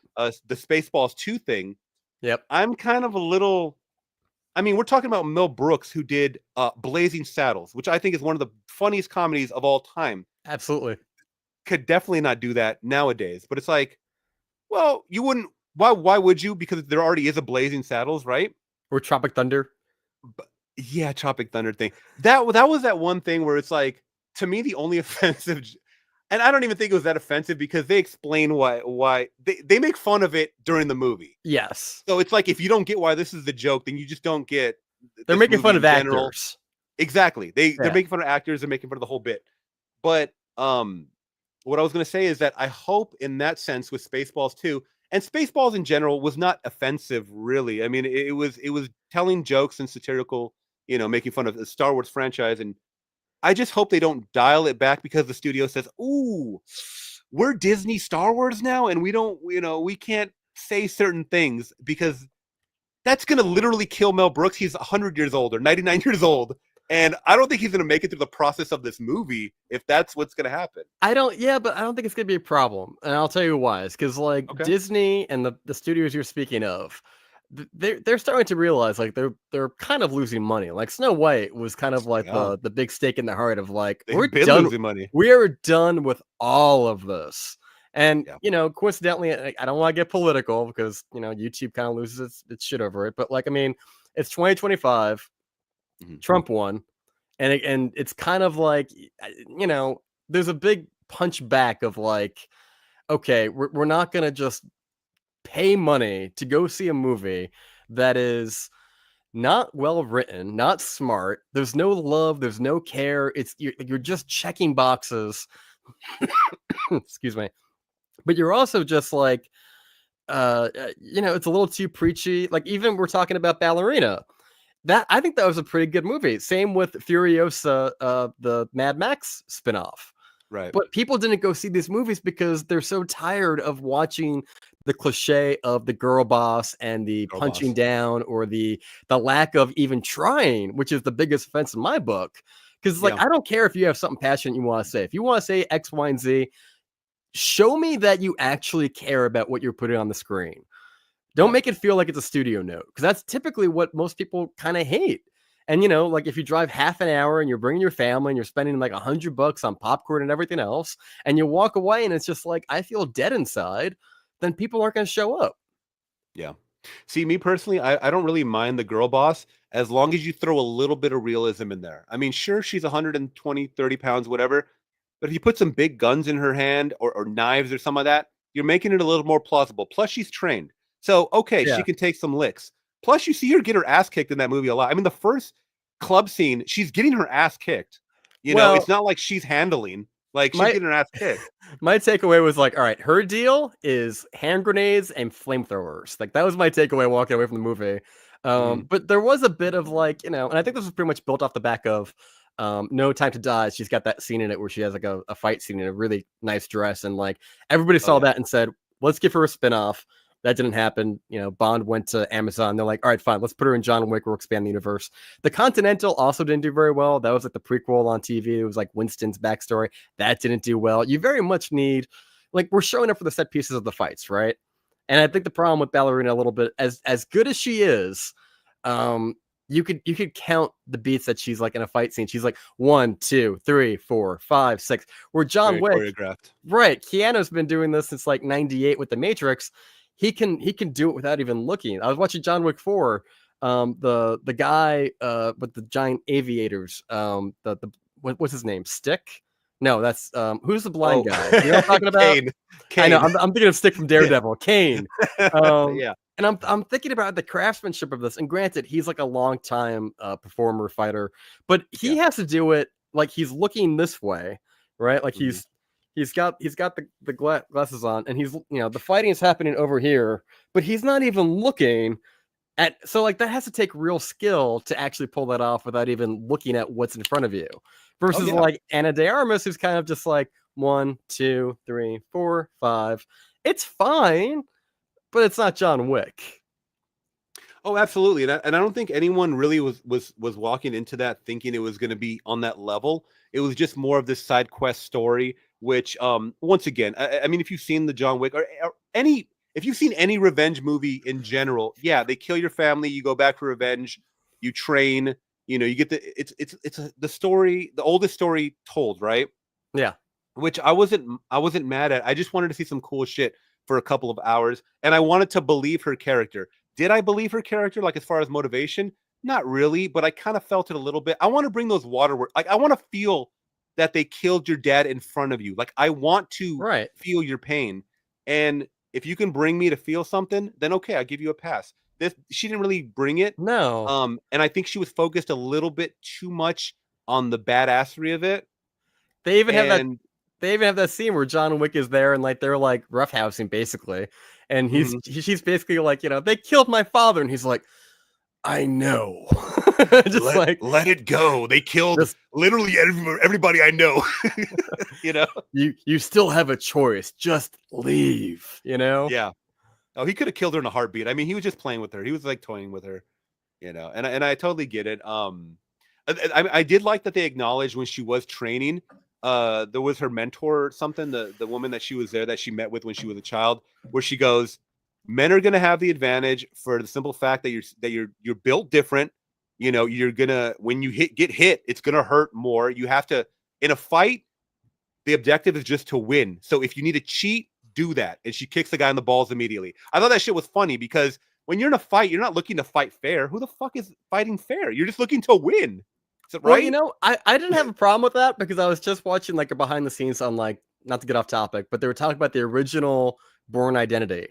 And they talked Mhm. about the Jason Bourne character that was, Treadstone, and they don't fight to be fair. They fight to put the guy down as quickly as possible. If you watch Yeah. that scene where he's in the embassy, right, and he's getting away, he runs up the stairs. There's a guy coming down. He doesn't even know what's going on. It's like, hey, you. He runs up. He uppercuts the guy right between the legs. He's like, oh, guy falls on the stairs. He runs away. He circles back. He grabs the radio and then he leaves. So like, I get it. I mean, they tried to. Yeah. What was the point they were trying to make? They were like, you can't fight fair. You have to use like your woman powers, your advantages to you that work for you. Which Yeah. didn't really feel like they paid off too much. I mean, she does have hand Not really. grenades and flamethrowers and fine, I mean, but if that's the case, then you should be uppercutting everybody in the nuts because all I saw was a lot of grappling and flipping around. It's like, What that's not, you're not going to choke out anybody. You're really not going to choke out. So just grab a weapon and pray. That's all you can do, you know? And I And I guess really like yeah. the flamethrower scene a lot. I thought it was cool. Excuse me. And then the grenades were really fun. So yeah. Yeah, again, I think I just turned my brain off. Like, there's one part where she puts a grenade behind a door, and it's a big metal door, and like it Mm-hmm. kind of pushes her away, but like you would have broken ribs and everything else. Like the compression of it all would break you. How about the grenade around the guy's neck, and then she like flies over that table, and like his whole head Yeah, explodes? That was a cool, really quick kill. I wanted to see that like rewinded or something, but I was like, see whoa, that was pretty cool. that stuff almost kind of feels like it belongs more in a Jason movie, where like the kills it's like Yeah, so over the top, where it's just like it's yeah, all video right, gamey. Yeah, it's very yes. video gamey. And Yeah, by the end, I was kind of like, they could have put a little more dirt, maybe a cut above her eye. Like her hair was still perfect. she's still She perfect. she Yeah, should have like a third-degree burn going like across the top of her forehead or something like that. But like no. yeah, And Gabriel Byrne felt like the most petty villain on the planet. It's like he yeah. That didn't was get a. his way. He was like, just kill him. All I right. kind of wish they would have made him a little more menacing, because this guy's supposed to be. I mean, I know we're talking like kind of spoilers here, but he's supposed to be like the leader of this cult, and he didn't really feel too.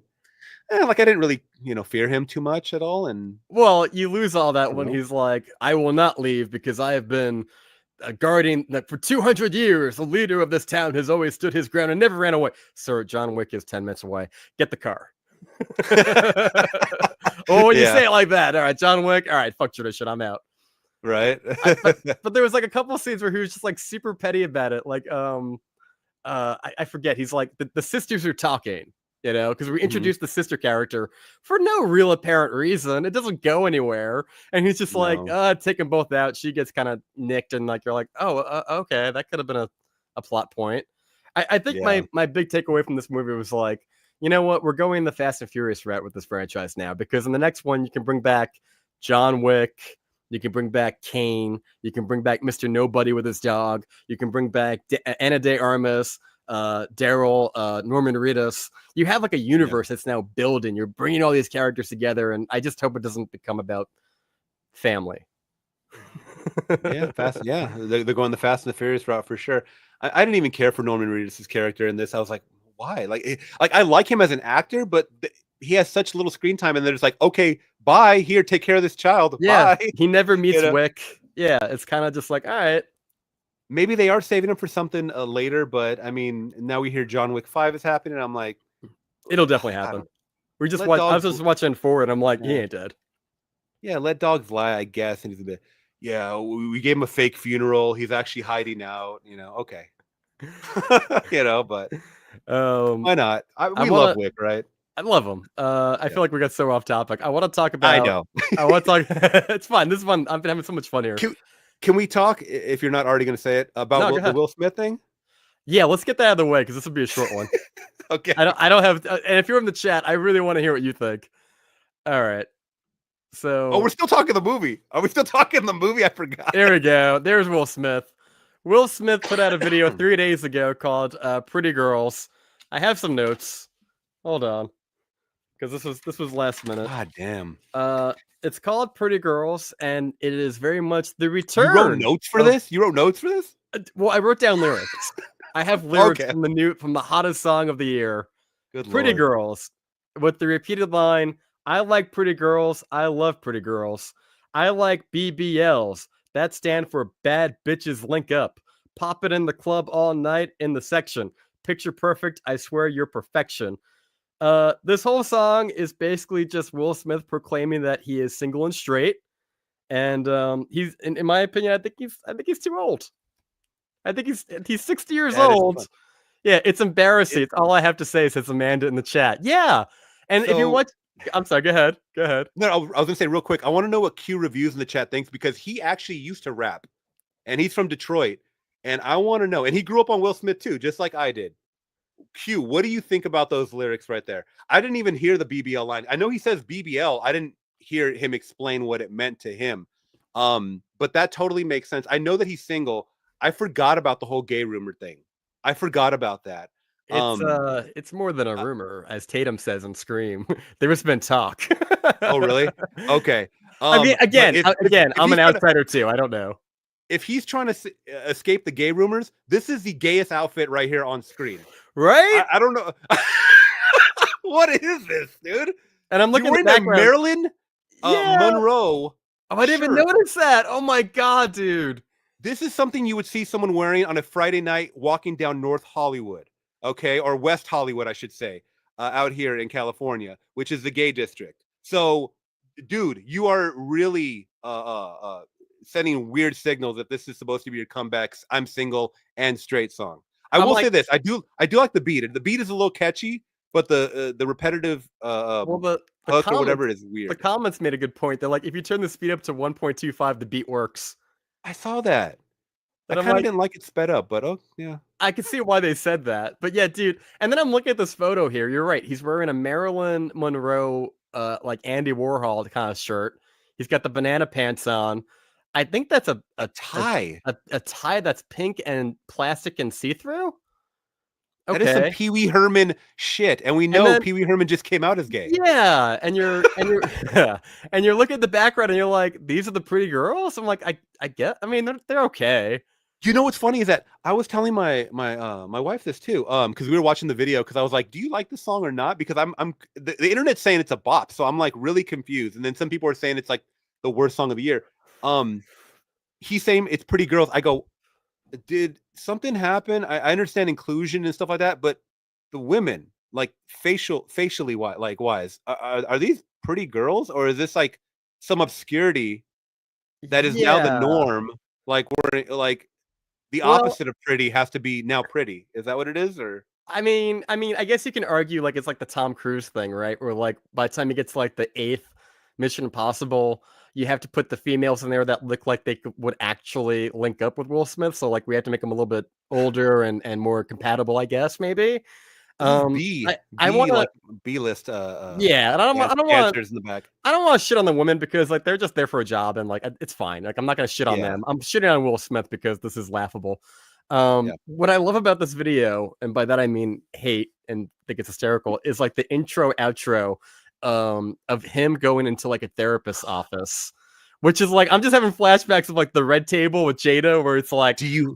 I slept with our son's friend, and he's like, "That's Oh okay, I love God, you, I love you." she she did him so publicly dirty. Like I really felt bad for. I mean, that's kind of what really divided like everybody hating Jada is, and she's kept rolling with the punches. And it's like there, I don't think anyone's backing you, girl. Like you're just a mean person, you know. And do you have what he said at that intro of that Yes. video? So Because it was so telling. he goes into the office, right? And he's in there for a therapy session, and you have like a woman who looks like a little too sexy for the club to be a therapist, and she's just kind of like, "Okay, Will, what's on your mind?" And he's kind of just like, in a nutshell, because I've only watched it once. He's like, "I have these intrusive thoughts. This one in particular, where I can't get out of my head, no matter what I do. I just keep thinking about pretty girls," and like that's the whole video. It's just like I just want to let you know, despite what you may have heard, I am single. I am straight. I am back out there. Check out my profile on Plenty of Fish. I'm on Tinder. I'm on Facebook dating. And like, So do you? So do you yeah. think this was the daydream to mask the I like pretty guys the real song that he was having in his head? And I think everybody can agree who's watching this. It's like, Will Smith, we don't care if you're gay or whatever, but don't lie about it. Like, and don't Yeah. try so hard to lie about it. Like, just be you. And I think the There was problem is that this video is just so much not Will Smith. Like we have an inkling of like where you're probably at, and this ain't it. This is you having a midlife crisis, deciding I'm going yeah. to try to tap into what I used. I mean, even down here in the comments, like O Review says, like, I think people forget Will Smith used to be rap number one and was a great rapper. What's that song? Summertime. I remember Mhm. when uh Wild Wild West came out, and that video was like that was fucking lit. Like, granted, it was a bad movie, Yeah. but that was like the song in the summer, like Wild Wild West. And then he had the Men in Black song. He had Get Jiggy with It. Like, he was for a He time in the yeah, 90s and he was 2000s. mhm. He was the So there shit. He was was the man. He was Bad Boys. no, there was an absolute time and I at this point, I do feel bad for Will. Like I felt bad for him that he was even trying to. He's just trying to relive his youth and be young again, and it doesn't help with all of this stuff, and even with the whole slap. Like I obviously, I like a lot of people, most people, I think, sided with Chris Rock and stuff, and thought that Absolutely. was wrong. But then when you let it marinate, you're like, this is deeper seated shit that I really hope he gets under control. But he just kept masking it and saying it wasn't a problem and stuff like that. Now, this is not a way to come about like your reintroduction into like I'm still with the cool kids, guys. Like Well, he's never adapted his sound to sound anything unlike everything sounds like the 90s. He's trapped in a 90s capsule, right? And that was fine for back then because you had pop hits, you had pop stars. You could throw this on the radio and have fun. You did not take it seriously. right. So is he still trying to just not be taken seriously or just, oh, we'll just play this in the club? It's like you just put out a whole album. Is that supposed to be all played in the club, or do you want to be taken seriously as a lyricist rapper? I don't know if you've seen the cover of this album, by the way. He's dressed like a kid. He's dressed like I was back when in 2001, when I was like 16 years old, 17 years old, in baggy clothes. No one wears clothes like this, by the way. Oh I my think there's an god. album cover for it. Yeah, it's like, dude, no Hold one on. dresses like this anymore. Yeah, see if you can pull it up. I got it. Hold on. Give me 1 second. Let's see if I can get this. I'm looking at it right now though, and you're right. He's dressed like he's like in like the 80s. He cannot get out of this glory days stuff, and it's like, you're so much better than that, dude. Like you're a very celebrated actor. You're a talented actor. Even if I'm not even going to discredit him as a rapper because he has his lane. There you Yeah, go. dude, bro, no one's rocking this. No one is wearing this. And if you are, like, people are really calling it out as like you're stuck in some time. Like this is 2006 rap cover is what it look like. Is what it looks like to me. I can't Yes. tell the shoes, The but I'm varsity guessing he's wearing. jacket, probably some Yeah, Jordans. Got the yeah, cargo Jordans or Air pants. Force Air Force Ones or something like that. Yep. And and I understand, dude. He's not acting his age anymore. I think a lot of people were saying that, and you can be someone that's still, I don't know if he's still putting out music, but I think he's still like in the sphere, is LL Cool J, which is someone as old as Will Smith. I don't even look at LL Cool J in the same regards as him. Yeah. How is that? How can we differentiate like someone that is the same age but that is so much better just rapping and has adapted to the times, like the look wise, fashion wise, just charisma. I'm telling you, dude, I don't know who this is geared towards with that outfit.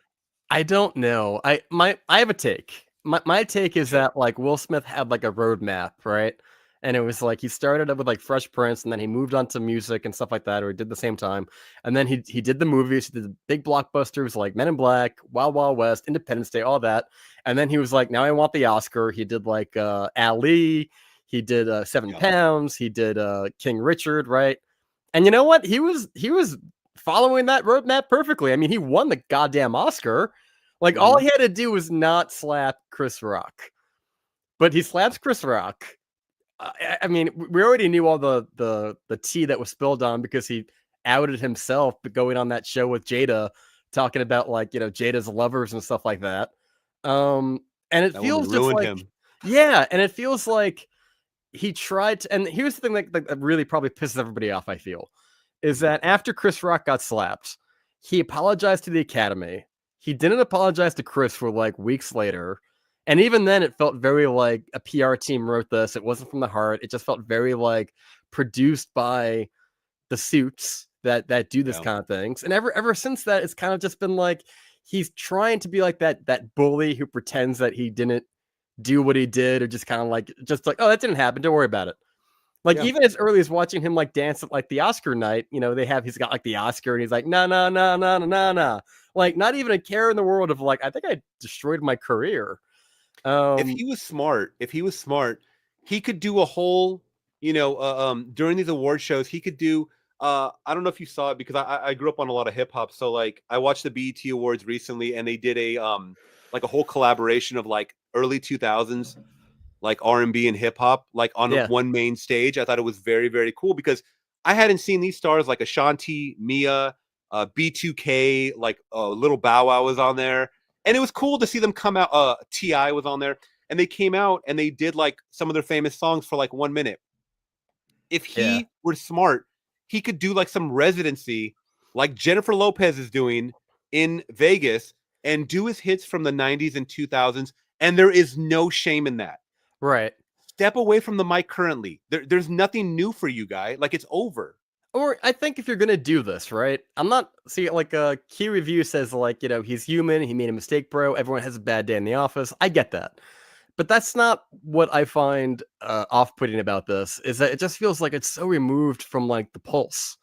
Because it's just like if I'm Will Smith, right? First of all, the song probably wouldn't be Pretty Girls. All right. It'd probably be a little bit more like open-ended, where it's like, maybe you have a lot of people in a club setting and like everyone's kind of dancing, or you could just like take footage of like him dancing on stage throughout the years at different tours, right? Like remind people, like put little clips of like all your other videos, like remind that this guy has like a whole body of work. He's been around, and you make it like a little bit less about you, how you're single and straight and still looking for the ladies in the club, even though like he's always going on about like, I believe in family, I believe in marriage, I will never get divorced, which is probably why he's in the pickle he's in, because like he's trying to drag out this whole Jada thing. And we all kind of know, we all suspect that Jada's probably like not good for Will. Like that's probably what's messing him up. You have all that stuff that kind of came out with like what happened behind the scenes on Fresh Prince of Bel-Air, which kind of made me, I guess he kind of feels like, oh, are they calling me gay? We got to prove that wrong. That goes against the image that I've created of Will Smith. We can't have that out there. But it just feels too try hard. It just feels way too try hard, and it feels way too late. Best believe. He thinks that this is the hottest fucking video he's ever produced and song of his career. He himself believes this. He does not understand what the dislike button is. He does not understand why people are saying mean comments underneath this video. He thinks that they're all living in a different reality than him. Right. Well, he's been in that bubble for too long. Yeah. Yeah. Like, you ever see that that movie Pop Star, Never Stop, Never Stopping? Mm-hmm. Yeah. It feels like that, where like, he throws the ball behind him and everyone goes, oh, and it clearly missed it. You know what I mean? That's him. Like, that's him. He doesn't know. It's like when Vin Diesel put out a song, I think like a couple summers ago. He's like, here's my new single, and it's bad. And somebody should have pulled him aside and said, no, man. Vin Diesel? Vin Diesel. Oh, I've never heard that. I got to look that up. I think it's called like Summertime or something like that. Again, it's one of those like bops that are just like Summertime. And it's super generic. God. Yeah, here we go. Feel Like I Do was the name of it. Wow. When did this come out? 2020. Oh Lord. Let me see if I can. Yeah, I mean, you get it from everybody. I mean, Kim Kardashian has songs. Paris Hilton has songs. Believe it or not, Joe Pesci had like a rap song back. Oh my God, you're right. You heard that one? I do remember that, or I remember them talking about that and going like, "This is so bad." Here we go. This is the Vin Diesel Lord. One. That looks like exactly like the cover that I would have pictured too. Yep. Feel Like I Do. Feel Like I Do, and it's heavily auto-tuned, and it's just pretty awful. Is it a whole album or just one song? It might just be a single, but then again, if it's an album, like nobody knows about it. Lord. Let's see if it's an album. I mean, I think it's just a song. I think the fact that not too many people know about it, or at least I didn't, that's fine. I mean, he probably didn't push it that hard or take it that seriously, because maybe the reception, or maybe it was just a fun project where he's like, you know what? I'm wealthy as it is off this Fast and the Furious money. Like, I can just do whatever I want, and just let it pass by. The thing with Will is that he just keeps going on and on and on. He could have used all of this passion and remorse or regret or whatever and fueled it into a performance of a movie, man. Like, don't you know what, guys? I like girls. Did you guys know that? I made a whole song about it, and just in case you guys forgot, I like the ladies. Yeah. It's like Kanye West like complaining about South Park about the fish sticks. You know what I mean? Yeah, man. He's and I always thought too, like I was like, oh damn, like respect, because I thought that there was rumors that he had hooked up with Margot Robbie on that movie set, Focus. And he might have. I mean, Yeah, and I was like, okay, Crush cool, you're not gay, bro. Like that's awesome. You know? and And that's again, that's I don't kind of care where I if he's thought it gay or ended. not. It's just kind of like it was a spicy little thing of like, hey man, that'd be a cute couple and like something you kind of think about. Like I'm kind of curious, like what's going on with that. Yeah. Um, and I don't know. I don't pretend to know Do you, anything about do you have Will any more Smith's life. frames of the? Okay, I was gonna say, do you have any more frames of the "I like girls" thing? I was Uh, kind of curious the outfit changes because I know he has a couple of them. I could pull some up. Give me 1 second. What is this Yeah, thing called? I like girls. I like pretty girls. Yeah, I like pretty. Yeah, dude. I mean, even the title is kind of just like BBL. So, but he's not cursing though. They blank it out, right? no. He never curses ever. That's like his brand is that he doesn't curse. Well, I thought they were. It might have just been for the video, but I was like, is he finally gonna curse? Like he curses in movies. Why doesn't he curse in rap? I don't get that. Because he's like the What Bill is? Cosby of rap. He's a very clean act until he's not. Yeah, until he's. Oh Oh my god, I got a photo right here. I gotta pull this up. Give me 1 second. And he's 58. He's pushing 60. Where you're kind of just This is a like, yeah, this is the Pee Wee Herman ass outfit right here. yeah, dude. Let me see if I can pull up some more images here. This is like a God, what's that guy that directed a Hairspray or not Hairspray? Waters, John Waters. There we go. That bro. Oh god, he looks What like are a you starburst. doing? He looks like a starburst. This is Yeah, yeah, dude. man. I give him credit for like swinging at anything. Like he walked up to the plate and just swung as hard as he could. But No, this is there's one video that I posted on my Twitter of him like at the end of the video where the beat is just playing and he's like going like this back and forth. And yeah. I'm like, oh yeah, he starts doing that dance. Oh yeah, I was telling my girl, this outfit does not make any sense because it looks like he's going to the office, but then he also has like this Tokyo Drift as a jacket over it. Business casual. Yeah, business casual. It's like Office All Space. right. Remember, Friday is Hawaiian Shirt Day, so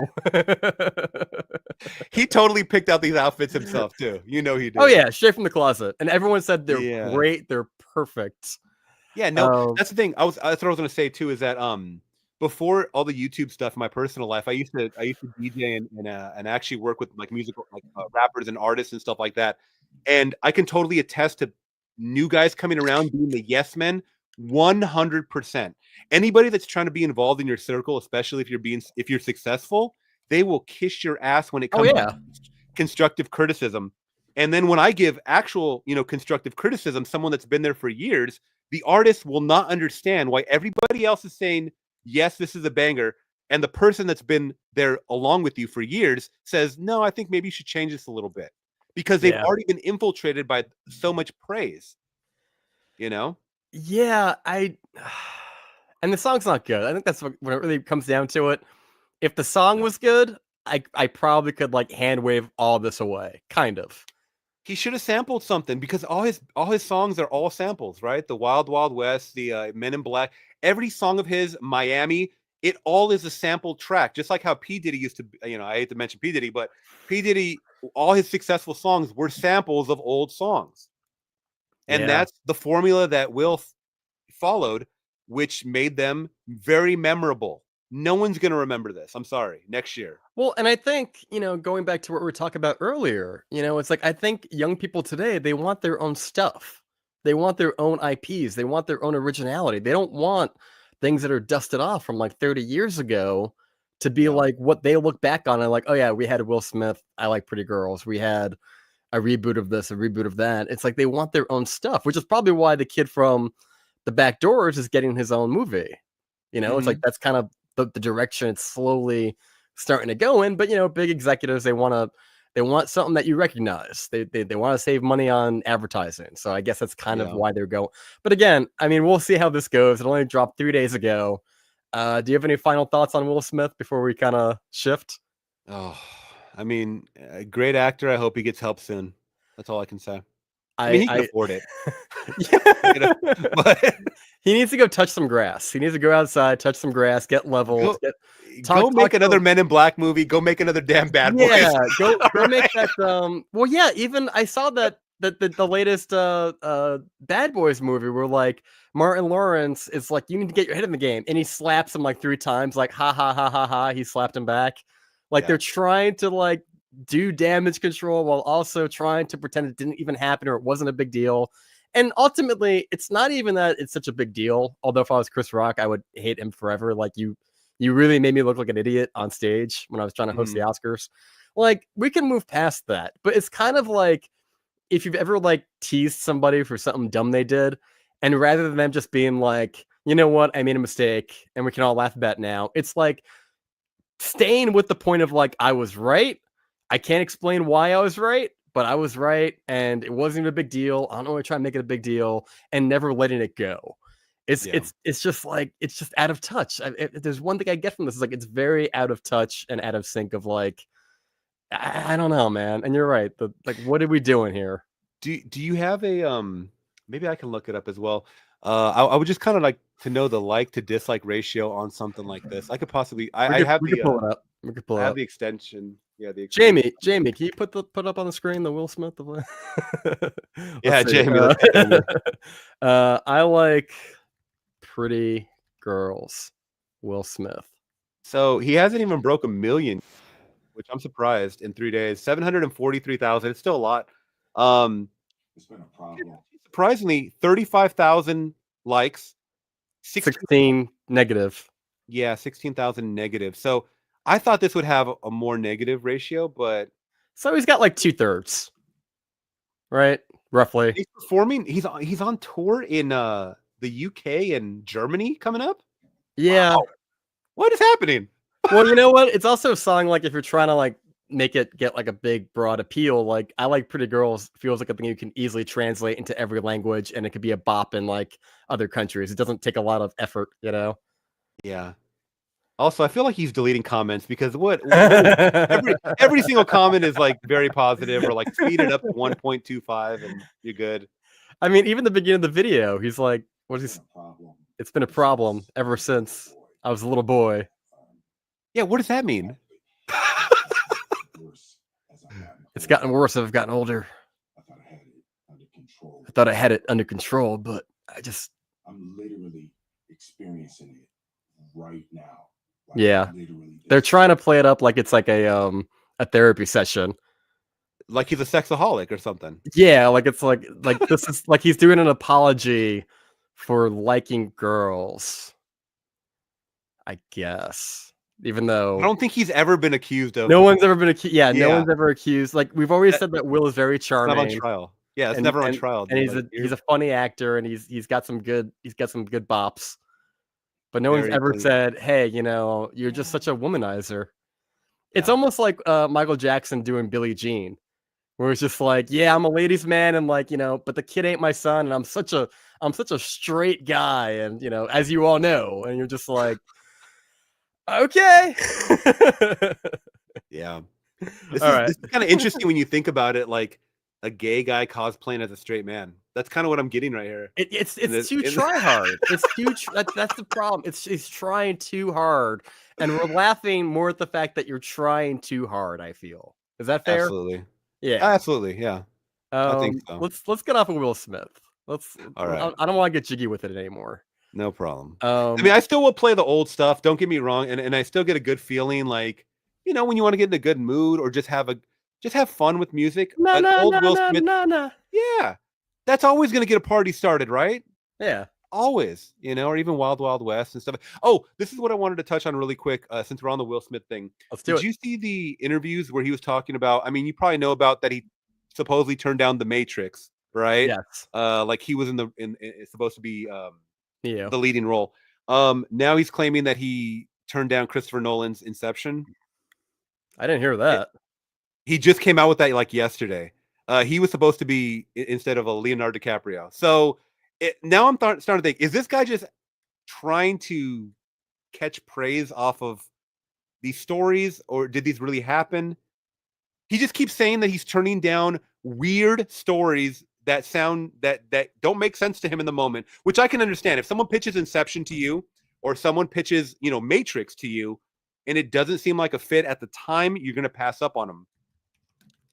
But I don't know. I mean, even Inception was later down the line, so I think he would have maybe thought about it a little more and maybe not wanted to make the same mistake as the Matrix. Yeah, you can look it up if there's a clip going around where he's on a podcast talking about that, and I think he just broke the news like yesterday or a couple days ago to this guy on the podcast, which it could have been completely fake. I don't know. There's not a lot of. Yeah, I don't look. I'll be honest. I don't believe Will Smith like when he talks anymore. I don't. I absolutely Not don't. not to say that I ever did, but like I think now more than ever, it's kind of just like, why I mean, should I believe you? he was trying to be a tough guy after the slap. Keep my wife's name out of your mouth, and he's like screaming it, and people are still laughing. That shows you that no one's taking you seriously. Yeah, dude. So, I think we're gonna just leave Will Smith with this. This is why we like Will Smith, oh, right? Like this is like I don't want to shit on Will Smith all day. Like there's a reason we used to like this man. Like this scene still makes me cry to this day. Like it's so sad, it's so touching. Uncle oh yeah. Phil really did a great job. I can't remember who plays Uncle Phil. Do you remember the actor's name? I'm kind of blanking at the moment. I don't know the name. Q, if you're still in the chat, please let us know. But I forget his name as well. I've seen the behind the scenes where they talk about the scene, and like the guy who plays Uncle Phil is like a trained theater actor, and he really kind of like talked to Will during the scene. He's like, "Look, take it slow, let it come out naturally." Like he kind of held his hand in the scene, and this scene is great.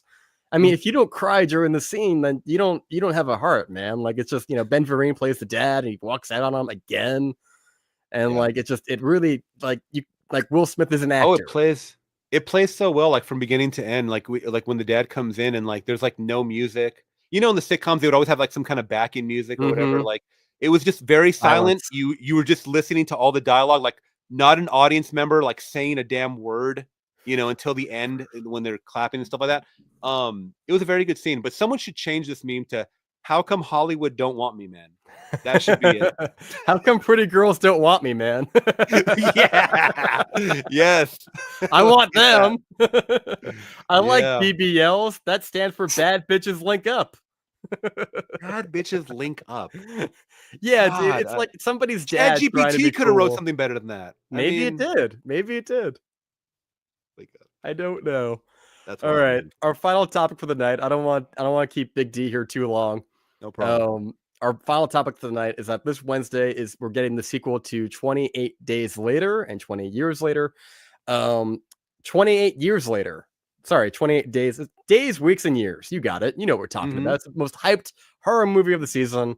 28 Days Later is getting a third in its what's going to be the beginning of a new trilogy, as far as I understand. It's directed and by Danny Boyle, who did the original, who also did Sunshine, Steve Jobs, Trainspotting. It's written by Alex Garland, who also wrote the original, as well as Ex Machina, Civil War, Warfare, Annihilation, and Men. I love this movie, and I just kind of want to talk about, because we're going to be talking about it again next week. We're going to have J. Mark Schwarzenegger, who was here last week. He's going to come back. We already confirmed it. He's coming in Monday. We're going to be talking about 28 years later next week on the channel. So in prep for that, I kind of want to go down memory lane a little bit and talk about why we like this franchise, why it's sustained all these years, and why does it still have this staying power even today? That, I mean, as far as I can tell, everywhere I look, this is everyone's most anticipated movie, especially like within the horror genre. So I'm going to put it to you, Big D, for a minute and say, like, what is your experience? I just watched your reaction video to this because you sent it to me. It was pretty good. What is your take on this movie? What is your history with it? What resonates with you the most? Yeah, so I think you had said, we all kind of seen pieces of this movie at one time. So I did see this on TV, like pieces when I was growing up. So I do know of certain scenes' existence. That was when I was, oh gosh, this is right after high school for me. Okay. So I didn't really know anything. I was going into it cold, completely honest. I did a reaction for this just last week, so it is still fresh in my mind. I didn't remember anything from that TV viewing that I had seen. But then when I started seeing, Cillian Murphy, Naomi Harris, I was like, okay, I do remember big names attached. I just didn't know. And then I saw, what's his name? Brendan Gleeson, I believe it was. Brendan Gleeson, yep. Yes, fantastic chemistry that everybody had in this friend group. Obviously for outbreak, infection, zombie movies, you need a good tight-knit friend group because obviously you need people to root for and care for because obviously some of them are going to die. And it's supposed to hit you emotionally. And, Brendan Gleeson's character did hit me when I was first viewing it because he was such a strong leader in that moment, and he was taking initiative and charge in the journey of nothingness, of the unknown, pretty much, of just kind of driving, and it's so secluded. And I kept asking myself during my first viewing of this movie, how the hell did they pull this movie off? And everybody let me know in the comments. They shot early or just minutes at a time, like they had to really get it quick. Yep. And I was just amazed at how they did this. And then I also read that they filmed it in chronological order pretty much of the time throughout the movie. They Oh, nice. In most movies they kind of film it at the end, or they might film the middle part first or whatever. This one was filmed beginning to end, how you see it. And I was just blown away at not only that, but just once again the chemistry that these characters had, especially Jim played Cillian Murphy, and then Naomi Harris is it Serena? I think it's Selena. It's like Celine or Selena. I think you're right. Yeah, I really like their bond a lot. I'm so glad they survived, because I'm glad that they were making out, because these are these moments where it feels so much more authentic when there's very little people on the line. Yes. I don't know how the sequel is going to go, because I plan to watch that like in the next couple of days before the third movie.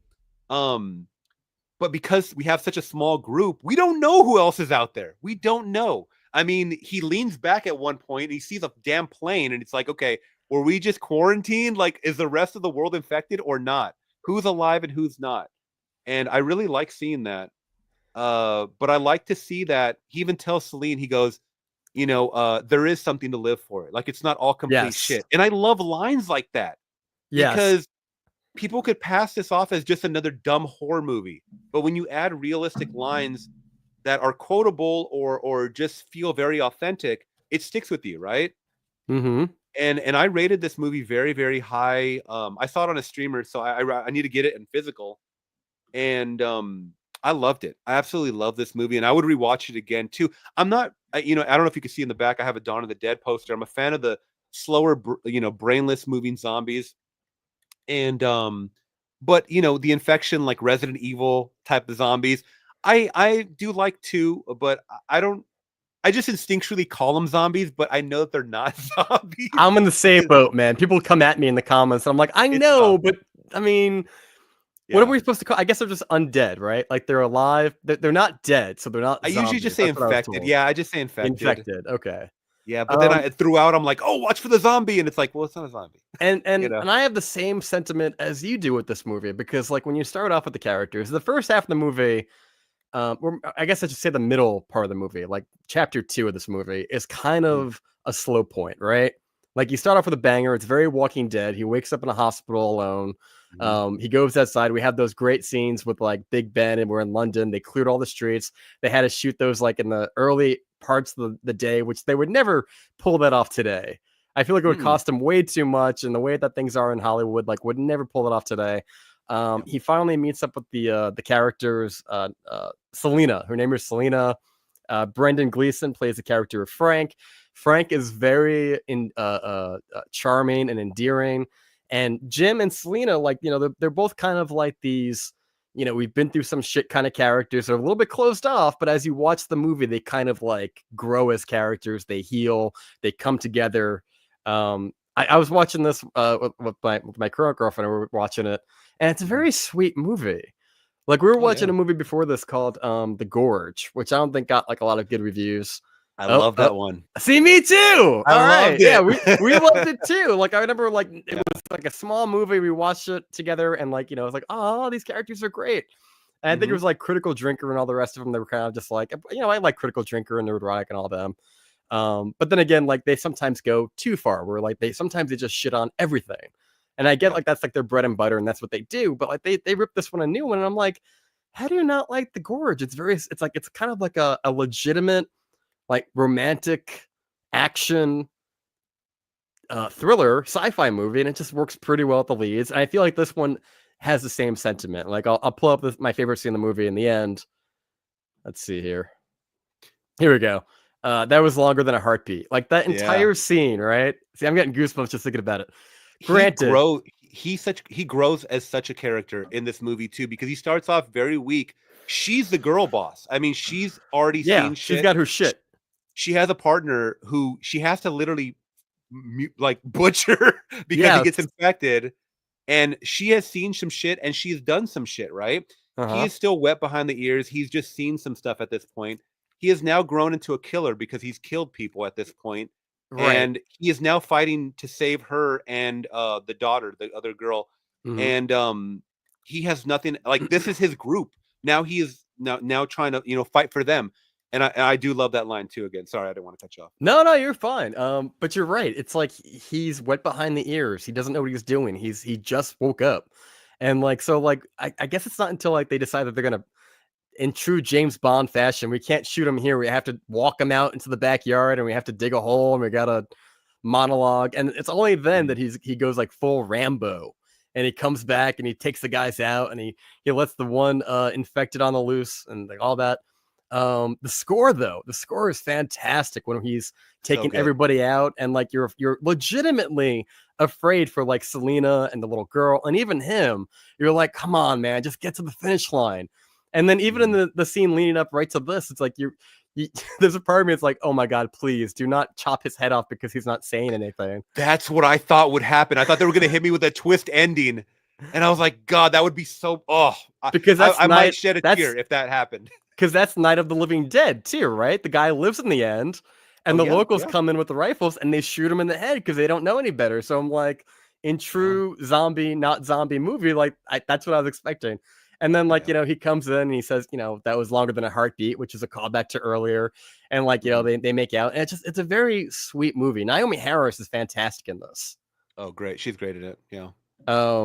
So yeah, I think that's why, at least for me, why I love this movie is like it has more heart than you remember, I think, when you go back to go rewatch it.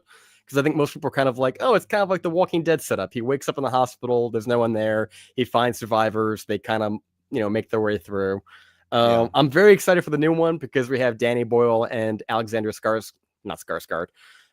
What's his name? Garland? Garland. Thank you. Garland, Sorry. yeah. I like that they're coming back. My only reservation is that I know it's going to be a trilogy, and when we do Oh, come back, really? yes, it's the Oh, start of wow. it. I think Bone. What is it called? Jamie, pull up the 28 years later. Was And Danny Boyle and Alex Garland part of the second film? No, 28 weeks later. You mean? Yeah. They were not? No. Oh, okay. Sequel. So yeah, the Bone Temple is going to be, let's see, 28 years later, the Bone Temple set to follow in January of 2026. The first film is scheduled for the theatrical release in June of 2025. Okay. So I think they already started filming it. The third one's also on its way. What I don't like about this is Wow. that the next one, we're kind of luring people in with like Danny Boyle and Alex Garland. But for the next one, it's going to be Nia DaCosta, who did the Marvels and the remake to Candyman at the helm of director, Oh, my God. which really kind of sets me on like, oh. And I think the rumor mill is kind of like, I heard conflicting things. I heard that Killian is going to be in the very tippy end of this one, but he's definitely confirmed for the next one that follows.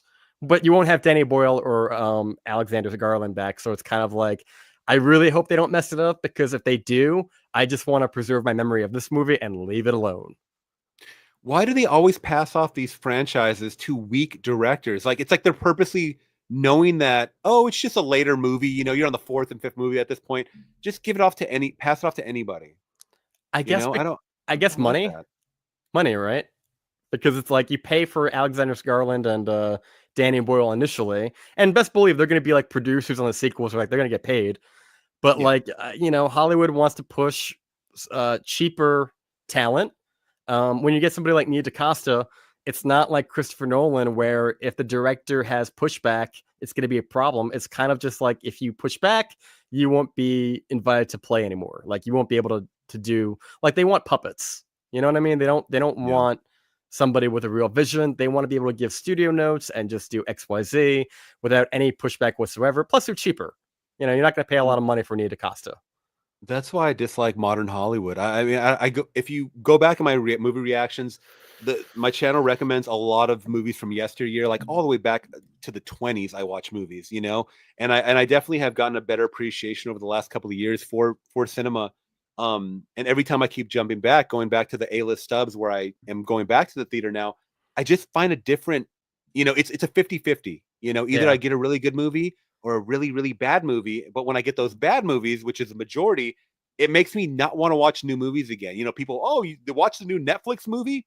No, because I know most No. likely it's not going to be good. I'd rather go back in the 80s and watch something fun, or 90s, watch someone at the beginning of their career instead of at the end of their career with a director that's fresh and doesn't have anything in their catalog, yet they have a big name attached to it, and I already know it's not going to be good, and it's that's the thing, is that nobody's taking risk anymore. You might think it's taking No. a risk with a new director, and then you see, oh, well, they did 20 episodes of Modern Family or something like that, so let's give them John Wick 5.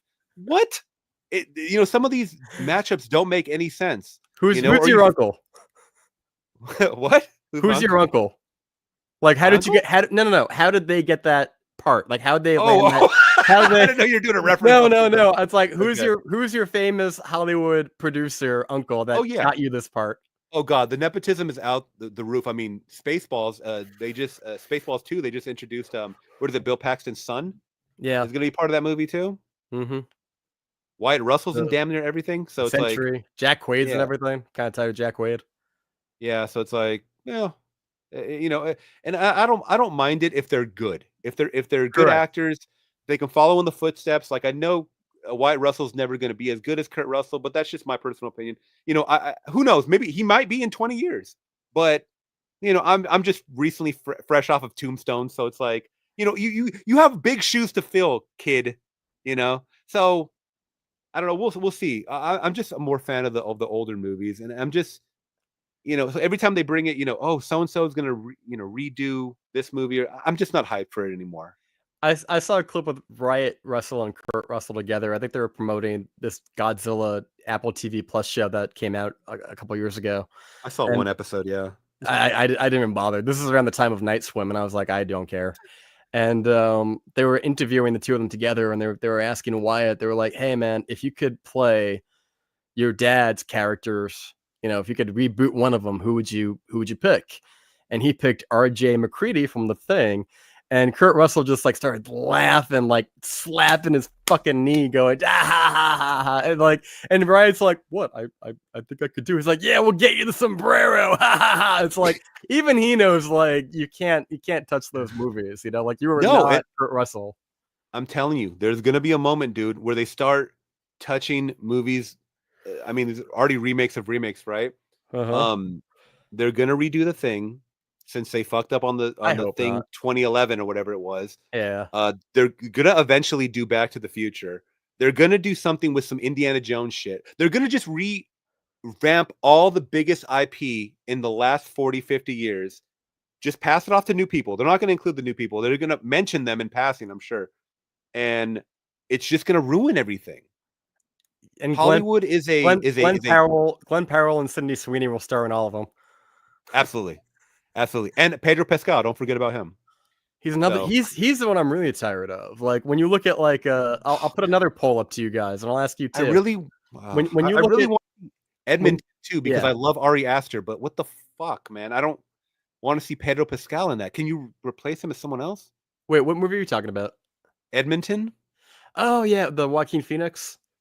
I just really like. I'm a fan of Joaquin Phoenix. I think he's a really good actor, and the premise sounds okay. I know it's going to be a more social commentary thing because it's dealing with COVID, and I like social divide. That's why I loved Civil War so much, is because it actually brought those uncomfortable situations to light, right? Which you see either on Twitter or like in just water cooler talk or whatever. But people try to shy away from it when it comes to the Hollywood projects, right? So I like having those uncomfortable conversations with people. The only thing is, though, Pedro Pascal is literally in everything in the last 5 years. That's why I'm not seeing Material Girl or whatever the hell movie he's in, Materialist or whatever. Yeah, I'm not watching that crap. Yeah, dude, I don't care if it's the best thing on the planet. I'm not watching it. When I went to go see the Life of Chuck, which is a great movie, by the way, if you haven't seen it. I don't think it's getting a lot of press, but like it is up there with like Stand By Me, The Green Mile, and Shawshank for like non-horror Stephen King. I think it's pretty good. I think it'll make its way onto streaming and people will find it. But I went to go to the AMC Scene Unscreen, the AMC stub members, right?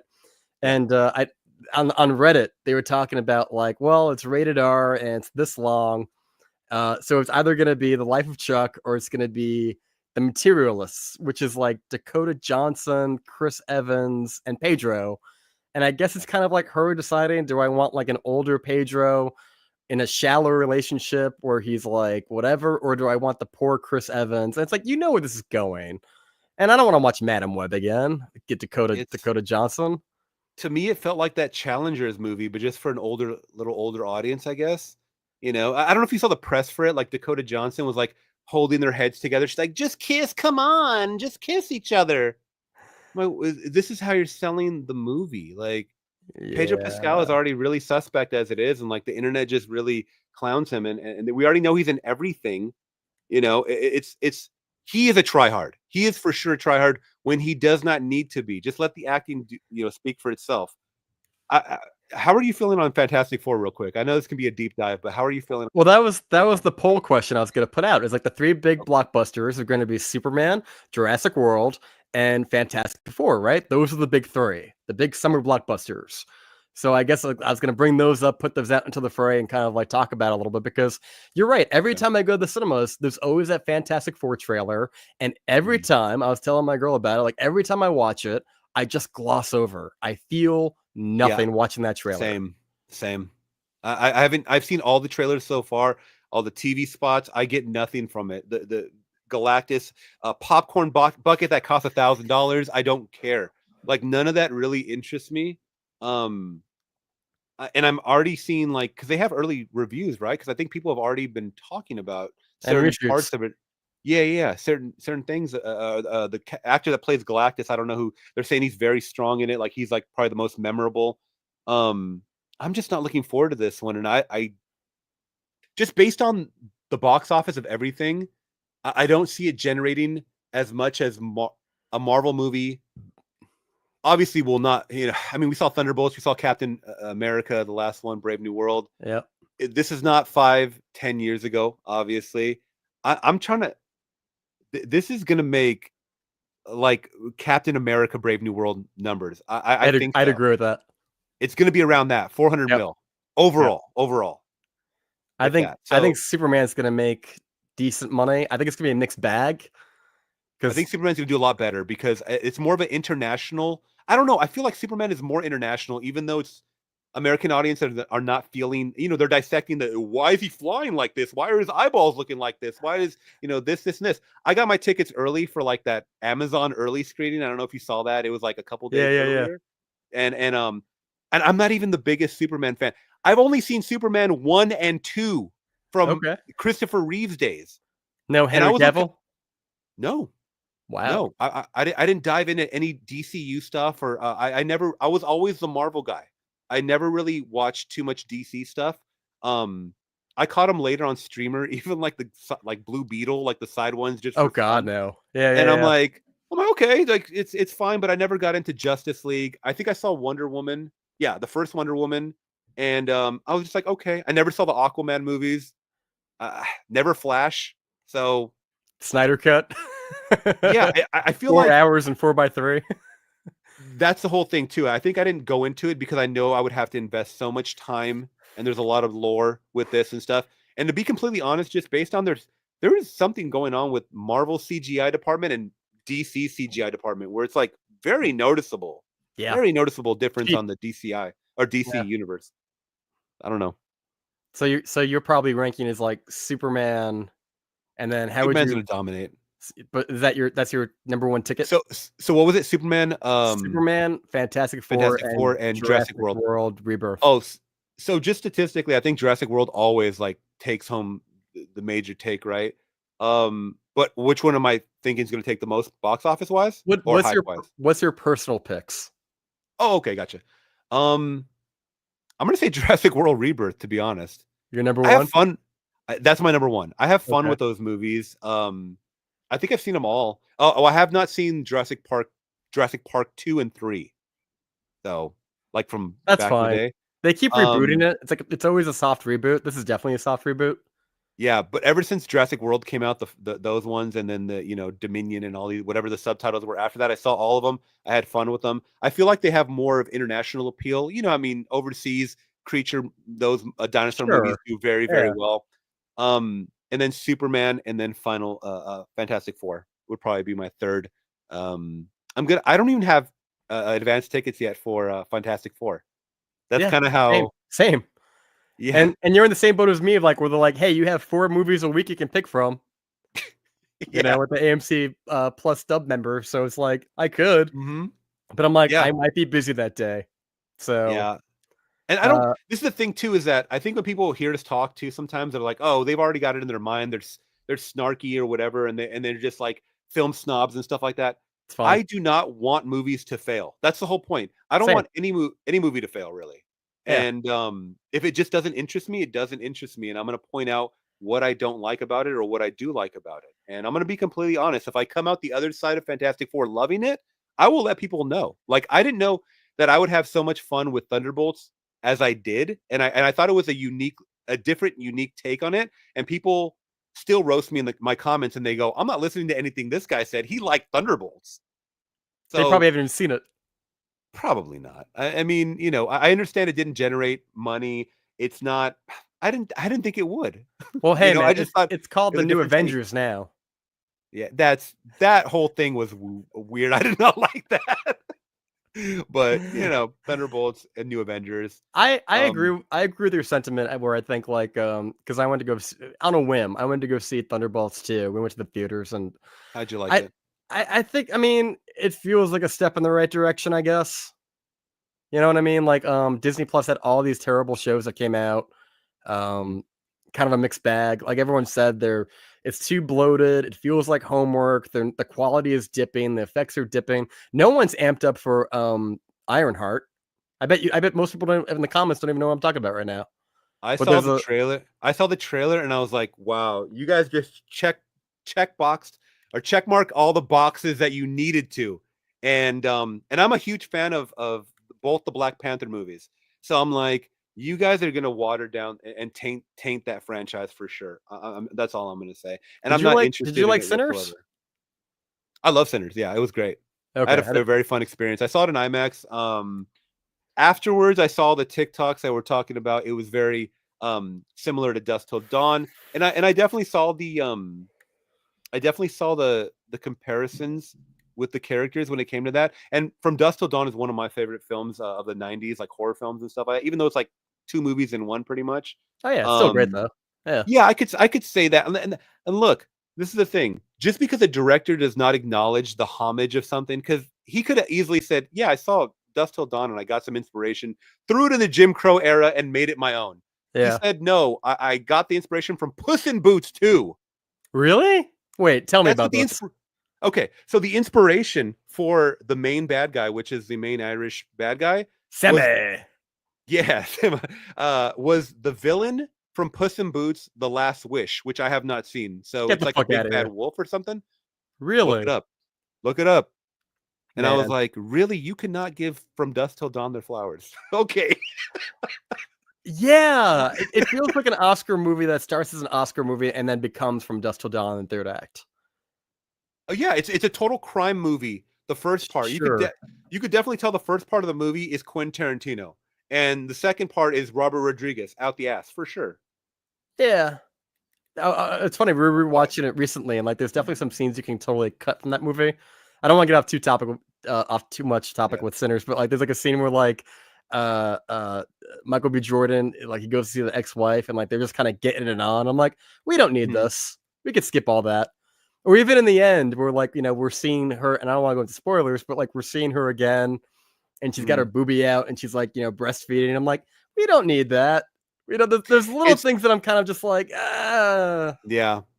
I knew we would get that because it's Ryan Coogler, and Ryan Coogler is known for those like little flashbacks, like he did it in Wakanda. He did it in those movies and stuff like that. And I understand they're trying to get us to love these characters, so then we ultimately see them die. We care that they die and stuff like that. And um, after a while, like you said, yeah, with the breastfeeding and kind of bringing it all back like full circle, like now you're pandering to the audience because now you're assuming that the audience is too dumb to get the connections between these things. Sure. You know, so you have to show them in visual form what's happening.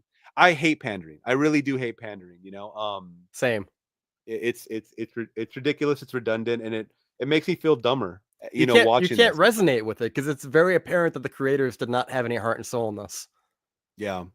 Yeah, it goes back to, and I don't want to get too PC with it or whatever we call it. Go for it. But when we talk about you got to check mark all the boxes off the way nowadays, you have to have the gay best friend, you have to this and this. The gay best friend has to be extremely gay so that that they're gay. And it's like, well, we have eyeballs in our head.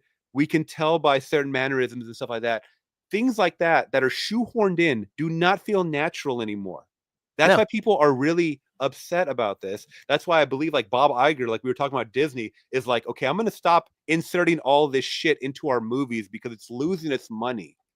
It's absolutely losing its money. Yeah. So I'm really surprised it took them this long to understand what the hell was going on. If they didn't have the theme parks making all that money for them, and then people aren't even going to that anymore, it's too expensive, they would probably be in real trouble. If they didn't have the money coming in from so many different revenues, if they were just relying on these movies, they'd probably be in real trouble losing all the money. They're going back to what you said. You don't have to make these movies for $250 million a pop. You don't. No. You have so little story, so little substance. It's like, it's all, and the CG is bad, and the story is like, talk about the Thunderbolts. Yeah, it had some okay moments, but a lot of it just felt like filler. Just characters hanging out in the basement. The characters over here. It ends in a group hug. And it's fine, but it's not anything that I'd really write home about, And talk about Ironheart, like they put it on the front of the trailer, from the visionary mind of Ryan Coogler. I'm like, you guys are trying so hard on this one, aren't you? Yeah. Oh yeah, they have to sell it. And God, I saw so many people like breaking down this trailer because it's like the whole thing is that Iron Man uses his tech, pretty much for, he sells weapons and stuff like that. And, but ultimately it's like it's this whole, doing for good. And it seems like Ironheart is doing it just for herself, or I want it for clout, or it's this whole different way of looking at things. That the whole point of being a superhero or having a suit is not to be the best at this. Like, it's not to be, like to gloat or to brag. That is not, you've missed the point completely already. Absolutely. I think personally, and it when you start doing things like that, now you've changed the narrative for a different generation. Now the generation is going to think superheroes going forward are supposed to be like this. So then studios can go, guess what? Now we can shape and mold new young superheroes who aren't, it's not going to be anything super about them. They're going to be in suits. They're all going to be in suits, right? Nobody's going to have X-Men powers anymore. Nope. They're all going to be watered down, yeah. I mean, this is a super deep dive. No, it's fine, man. I love this. I'm totally cool with it. But I know it's just gonna once again pander to and pretty much say, fuck off, older generation. This ain't your new. I mean, this ain't your old superheroes that you're used to. And that's gonna be a sad day. That's why I really still enjoy going out to like the Deadpool and Wolverine movies, and I'm looking forward to them introducing X-Men and the original cast and the live actions that we got, because I grew up with that and stuff like that. And they are hopefully keeping everything the same. I am living for those moments too, and that's what I get excited for, stuff like that. But when I hear these new introduction of side characters, and I didn't like her in Wakanda Forever. I'll be honest, I didn't like the Ironheart. I don't even remember her in that movie. Yeah, she's introduced as like, I didn't see it. That's why. Oh, okay. I saw the first one. She's introduced as like almost a bully because she's going to MIT as well, and she's like charging kids, rich kids that go to that school to write their essay because she's so smart. So he's like, here, I'm sorry I was late with the money. It's $800. Here's $800. And she's like, you're late with the money, so it's now $1,000. And she's like a bully, and she's like a little kid. And it's like, it doesn't make any sense, because it's like someone that, once again, knows that they're gifted would help anyone in need. You don't charge them, you don't tip them more. Like, you're not a gangster. You're going to MIT. But they have this persona. They have this persona to like uphold and you're going to Yeah. MIT. I don't get that. I don't really. Well, And also too, go ahead. No, go ahead. Go ahead. Go ahead. I was gonna say, I think there's this subplot or something with the villain in Ironheart where they're like freedom fighters, which is Oh basically no, like Antifa. It's like Antifa group that they're glorifying, and I'm like, once again, way to like tie it into politics, and that works you're so gonna, well in Captain America boys. yeah, Remember that? yeah, They're not terrorists. They're freedom fighters. You gotta stop calling them terrorists. You gotta yeah, do better, Governor. Yeah. yeah. So Yeah. once again, I go to the movies or see these shows to escape fucking reality. Like, stop shoehorning in politics and words that I hear day to day, in my shows, and they just keep doing it. But hopefully, with Bob Iger seeing all the backlash, they stop implementing these buzzwords, and shoehorning all this diversity or whatever. Diversity is fine. Trust me. I'm all Sure. here for it. It has to feel natural and fluid. It You gotta really have does. heart. You gotta have heart. Yeah, or else it feels like nothing. Passion. It just feels like it's all fabricated. And that's not why I go to the movies. I want to feel like I'm immersing myself in something real and genuine. Well, I think it's, going back to what you said, like, Ironheart feels very much like a checkbox. You know what I mean? It's like, and even if you could think back to like the original Iron Man, like kind of what you were saying before, like when you first watched that first Iron Man, he's talking to Pepper in the basement. He's like, there is nothing else. It's just the next mission. It's just about trying to rectify what I did wrong with being a arms dealer and all that. And like, you understand his motivation.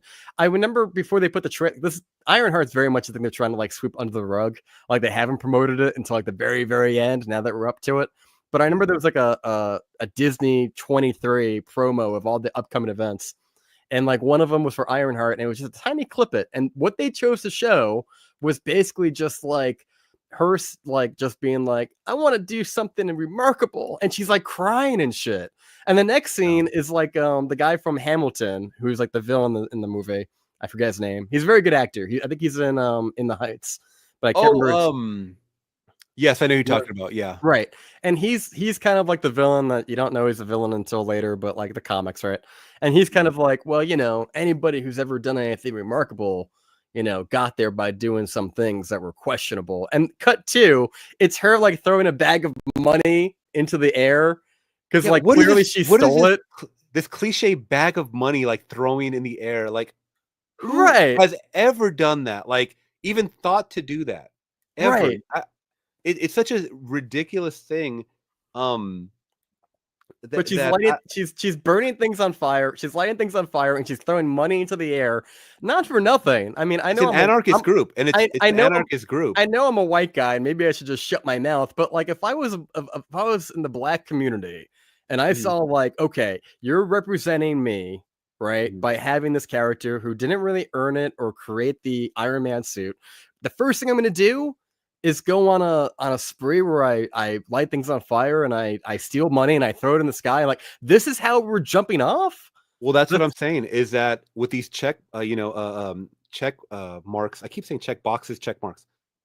When you do things like that, it's now your job to, if you're introducing a character that is smart as hell, that has created her own Iron Man suit, she's got into MIT on merit alone, which I'm assuming. Well, and that's a checkbox. That's a checkbox within itself. Like the 12-year-old girl who's a genius. Like the Ghostbusters movies did that. Like the 12-year-old girl who's like a mega mind. She can hack anything. She can do anything. And you're like, back it up. Well, I don't think she's 12. I think she's like 18. Well, still, but you know what I mean? Like having the young girl who's like always like, oh, well, I used a back door, obviously. And you're like, yeah, okay. But you would think someone this smart, whether they're charging people to write their papers for them, okay, I can get over that. But now you're going along with, once again, robberies and hanging out with people that are going to jeopardize your reputation and your future. These don't seem like things a MIT person would do. No. MIT student would ever do. So you're writing in things, once again, that if I were a black person, I would be like, damn, you're really stereotyping the fuck out of me, throwing money. Like, this is not a rap video. Right. Like, that's exactly what I pictured when I saw that. I was like, okay, I know what you're trying to appeal to, because if you didn't show that, then people would feel like, oh, this doesn't feel real enough to her culture. These are probably all white guys writing this fucking shit anyways. You know what I mean? I mean, I think it's AI at this point. Yeah, true. I mean, I don't really know how much say Ryan Coogler has in this. I mean, probably executive producer only. I don't So know. He probably I, directed like the first episode, right? That's usually the way. yeah, possibly. And you know what? I mean, I'm not mad at him. That's fine. I don't really watch the shows. Do you get deep into all of the shows that go along with things like this? With diminishing returns with each one. Like I think during the pandemic, I watched WandaVision and I watched uh Winter Soldier. Oh, What I was, watched WandaVision too. That was cool. what was the Winter Soldier one called? Captain America and the Winter Soldier. Is that it? I just call it Captain America, boys. No, that was Falcon and the Winter Falcon and the Soldier. Winter Soldier. Okay, okay, I Yeah, got yeah, gotcha. I watched that. I thought it was fine. See, and then it becomes a blur. Like you have like, what if yeah. She-Hulk? I didn't even bother because Dude, like all the memes were kind of taking shots at it. I was like, I'm good. yeah. The new Daredevil, I actually watched that thinking it was going to be good because I like the original, like John Berthnall. They're bringing him back. That started okay-ish and then just went downhill. The viewership was awful for that. Like nobody watched the new That's what I Daredevil. heard. That's what I heard. Um, I don't know if it was as bad as the drop off in The Last of Us season 2, but I mean, well, I people see. I were didn't actually even. watching that, I feel. Yeah, I saw the first episode of The Last of Us season 2, and I was like, and I was really invested in the first season too. Same. And and then I saw the first episode, and I'm like, okay, I don't really know how this is gonna go. And then I saw the response, and then I saw previews for what was coming, and I was like, okay, I don't think I'm gonna continue this. No, I think it's a hard pass. And then like you Yeah, hear about how, I'm gonna be a dad. You're I'm like, gonna what be a are we dad. doing? Come on. Yeah, why did we not make such a big deal about the casting in the first season? Did anybody ever talk about that? I Because they think only brought up her miscasting in the season 2. I think Bella I feel Ramsey like. was pretty much running off the coattails of like she was the badass in Game of Thrones. Uh-huh. And I Oh, think see, I never finished Game of Thrones. I only saw the first 2 seasons. okay. Like in the middle of Game of So, Thrones when it was at its peak before that went off the rails. There's like a point in the story where like, Jon Snow is kind of like hitting a low point and like she's like one of the kingdoms. She probably inherited it and she's like the youngest whatever and she stands up in like a big coliseum and says like I support Jon Snow, King of the North. And she kind of got that King of the North meme going. And I okay. think everyone thought like, hey, for that little bit that she's in where she nominates Jon Snow and gets our hero back on track. She was pretty cool. She's this little girl who also she's younger, right? She's like, I think she was 10 when she filmed this. So seeing this Okay. little 10-year-old who's like a badass more than these other characters kind of made people gravitate towards that character, maybe not the actress, but that character. And HBO said, okay, you know what? We're going to put you in that. And, I think early Yeah. on in season 1, we kept an open mind, but as it Yeah. went on into season 2, well, I don't gotta tell you, it just they alienated their own audience. So Yeah. where do you go from there? I mean, I know it's wrong to say, but she has a very Game of Thrones face, if you know what I mean. She has a potato face. Yeah. I can I Yeah. can hear the memes on Instagram like ba ba da da. I just don't know why it wasn't talked about as much until season 2.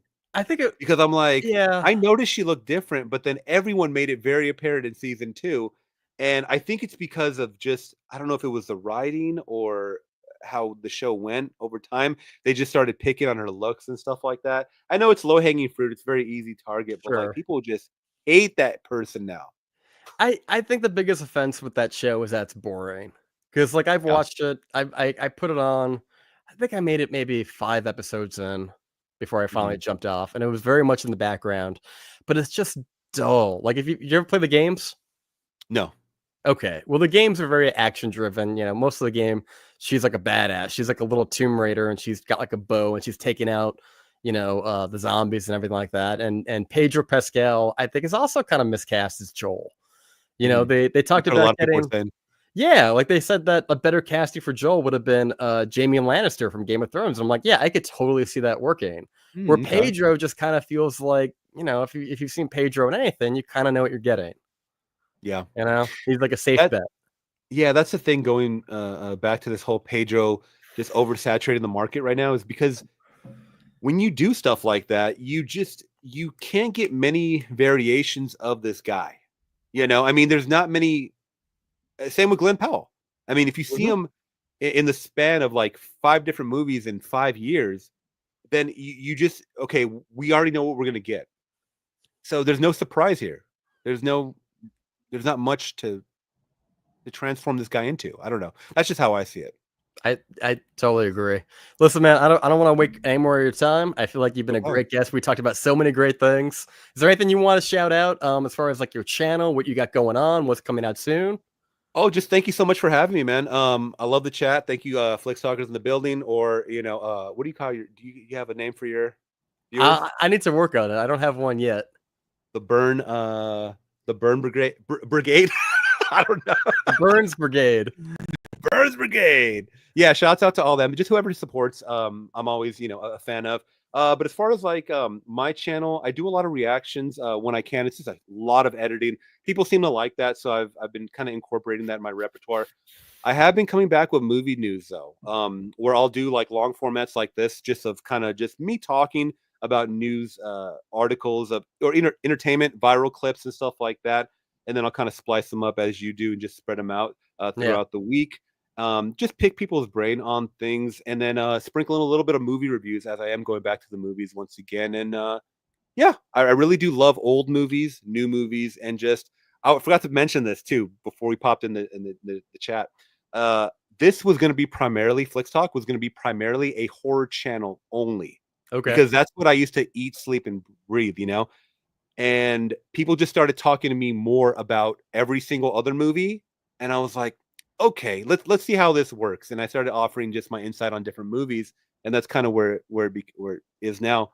And I love it. I mean, it's a lot to focus on, obviously, different genres of movies and stuff, because I still love horror.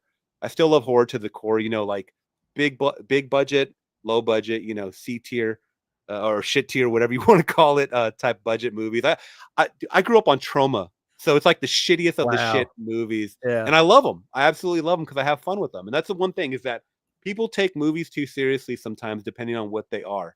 And I think everybody, thinks that every single movie that's put out is a Shawshank Redemption, and it's really not supposed to be. So stop thinking that and just have fun with movies. Yeah, I'm gonna go see Megan. Like I know what I'm getting. I know exactly what to expect. Yeah. But I'll admit that latest trailer, I'm like, this is schlocky fun, and I'm kind of here for it. I might go in it drunk, to be honest. Gummies. Yeah, gummies. That'll be fun. That'll be fun. So yeah, if you guys want to follow me, I would say if you guys want to follow me, it's just FLIX Talk, FLIX Talk. You guys can search for me on YouTube or on Instagram at It's FLIX Talk. And you're on everything. You're on Discord. You're on Patreon. You're on We're trying to get the Discord going. Yes, I have a great Patreon community, which I started a couple years ago, which I do show my full movie reactions. Actually, like 50% of the movies that I choose to react to are from Patreon users. They go check that out. Yeah, they recommend so much good movies from stars that I know now, but I've never heard of their older, younger stuff or their early stuff. Like I just watched a young Nicolas Cage movie with Dennis Hopper called Red Rock West. You heard of that one? I've seen that one. Yeah, 1993. I thought it was very good. I'm gonna try to do an edit for that for YouTube. And but once again, like little gems like I've never heard of. I love watching them with fresh eyes and kind of giving my perspective along the way. Not trying to talk too much, but just offering enough commentary where I can. And like once again, just have fun with it. And I interact with my comment section daily, and I just have fun with my community. And that's I'm glad you brought that up, because that's exactly what we're doing here. Is that like, my videos are kind of spread out, because like you were talking about like some of my ending videos. I'll make a video like that, but I'll spend like 2 to 3 weeks working on it. You know what I mean? Like I'll get really into it, and I'll research it, and I'll do that kind of stuff. And like, you do that long enough, and it kind of feels like disconnected, right? Like you're not really connecting with your audience or your viewers or stuff like that. And I want to build something where we can kind of be a little bit more connected with the people who are watching it, which is why I started the Monday Night Live. This is our second episode. You can go check out our episode last week, and next week we're going to be back with J Mark. But this was a lot of fun, man. It was great having you on the channel. It was great kind of like seeing like your point of view on all the current events, and just like this format is kind of similar, where it's like we picked a movie. Like in this case, we watched Jason Lives, right? Last week we watched what was it called? I forget. It's been a long week. Next week we're going to be talking camp. Did you do Sleepaway Camp? Sleepaway Camp. Yeah, but that was a great thing, is that we kind of went off. And I love that we go off tangents sometimes, because we do cover it. Like today we covered Will Smith. We covered 28 Days Later briefly. We covered all that stuff. Did my camera just? Oh, there we go. Yeah. It did. But yeah, and then we kind of went off and we started talking about hold on. Just Hollywood in general. Am I black screen? Can you hear me? Yeah, I can hear you. As You're a long, black as screen. long as you can hear me. I don't know what happened, guys. I'm sorry. No worries. No But worries. he's way prettier anyway. But basically, it's like, we kind of just went off and decided, like, let's just pick like 3 news articles. Like today was like the back doors, and we talked about 28 Years is coming out next week, and we talked Mhm. about Jason Lives and talked about Will Smith. But basically, it's like one core movie we're going to talk about, and I'm sorry if we didn't talk about Jason Lives more. But we kind of dabble in some other stuff, and then we kind of talk about what's coming up in the pipeline. Like next Monday, we're going to be doing 28 years later. We're going to have J Mark back on the channel. I don't know why my camera turned off. I do apologize. No worries. But yeah, so like we're gonna be doing that, and we're gonna pull clips. Like I'm probably gonna pull a clip of like us talking about Will Smith and put B-roll on that and make its own video the same way I did with That'd be hilarious. Johnny Burns talks about sleepaway camp. I think we're gonna be doing one for Will Smith. What is this? I like BBLs. They stand for bad bitches link up. So yeah, guys, I'm so happy that you were here. I'm so happy we could do this again. We're gonna be doing this every Monday at 9 p.m. You can check us out. We're going to be there. I'm mostly on Instagram if you want to follow me over there. But this was a lot of fun. FLIX Talks. I'm so happy you can make it out. I hope you can come back. We could talk about Oh, more horror and absolutely. stuff like that. This is a lot of Anytime. fun. Anytime, my friend. I am glad that you were getting into, and many creators are getting into live streaming, because that's the exact way I've built my community as well of regulars. Is doing the live streams. I stopped doing them a while just because I have a full-time job as well, and then other obligations. So I used to do 3 live streams a week as well as do everything else. I'm gonna try to get back to that this summer, because I just think there's so much. They're so fun. There's something about being just live and real and uncut. There you are. Yep. And you know, I can't edit out the ums and uhs and stuff like that. I got to Sure. retrain my brain to stop doing that. But it's more fun. I think you can engage with your audience, and you just kind of go off the cuff a little bit, and you're just your real self. And if people like it, they like it. And just give the people what they want. That's usually what it is, right? Showbiz, give the people what they want. Absolutely. Like I can so relate to that, because I would fall into that rabbit hole of like trying to make it more video essay-esque with like the ending videos and stuff like that. And I would sit there with my typewriter like Jack Torrance, just typing stuff out. And I'm like, no, we gotta use a different word here. And then you have to like recite it all and then dub over it with B-roll and all that. And like it kind of just takes the fun out of it. Like I just want to shoot the shit with people that love movies like you, like J Mark, and just like have a good time doing it, getting different point of views. I love hearing from the chat here, and like this has been great hearing from Amanda and Brian and everybody else. Jeremy Miller is back in the chat. Like it's just it's been a lot of fun. We're gonna keep doing it. I'd love to have you come back sometime. You pick the movie and we'll totally hit it up. Sounds good, bro. All right, Great so meeting guys. you. So go check out FLIX Talk. He's your FLIX Talk across the board, right? All of your socials. Pretty much, yeah. Spelled Yeah. the same way. I'm sure you can search for me just on He comes up TikTok, right away. Twitter. Yeah. Mm-hmm. Go check out FLIX Talk, and then join us Wednesday. I'll be seeing 28 Years Later. I'm going to a press invite for that. You'll get my theater, straight out of theater reaction. It's going to be on TikTok, Instagram, here. And then that following Monday, a week from today, we're going to be talking about 28 Years Later with J Mark Schwarzentuber. Coming back to the show, I've got like 5 or 6 other guests lined up in the calendar. We're doing some like Tetris moving it around, but I had such a great time talking to you, dude. I can't wait for you to come back and do this again, because this was just a total blast. I'm definitely gonna clip that Will Smith clip and like the funny. Again, you never know what to expect. I'm like, we're gonna be talking about Friday the 13th, and I'm like, 3 days ago, did you see Will Smith, man? That Right? Marilyn Monroe outfit? Like, what are we doing, dude? But Well, thanks for having me once again, man. yeah, man, fantastic. Thank you so much for watching. Go check out FLIX Talk, and go check us out this Wednesday and Monday. We'll be back again. I have been Johnny Burns here on Burns Reviews, and we will see you next time. Peace. Thanks, brother. This is so much fun. Thanks for coming on. Yeah, absolutely. Of course. Anytime, bro.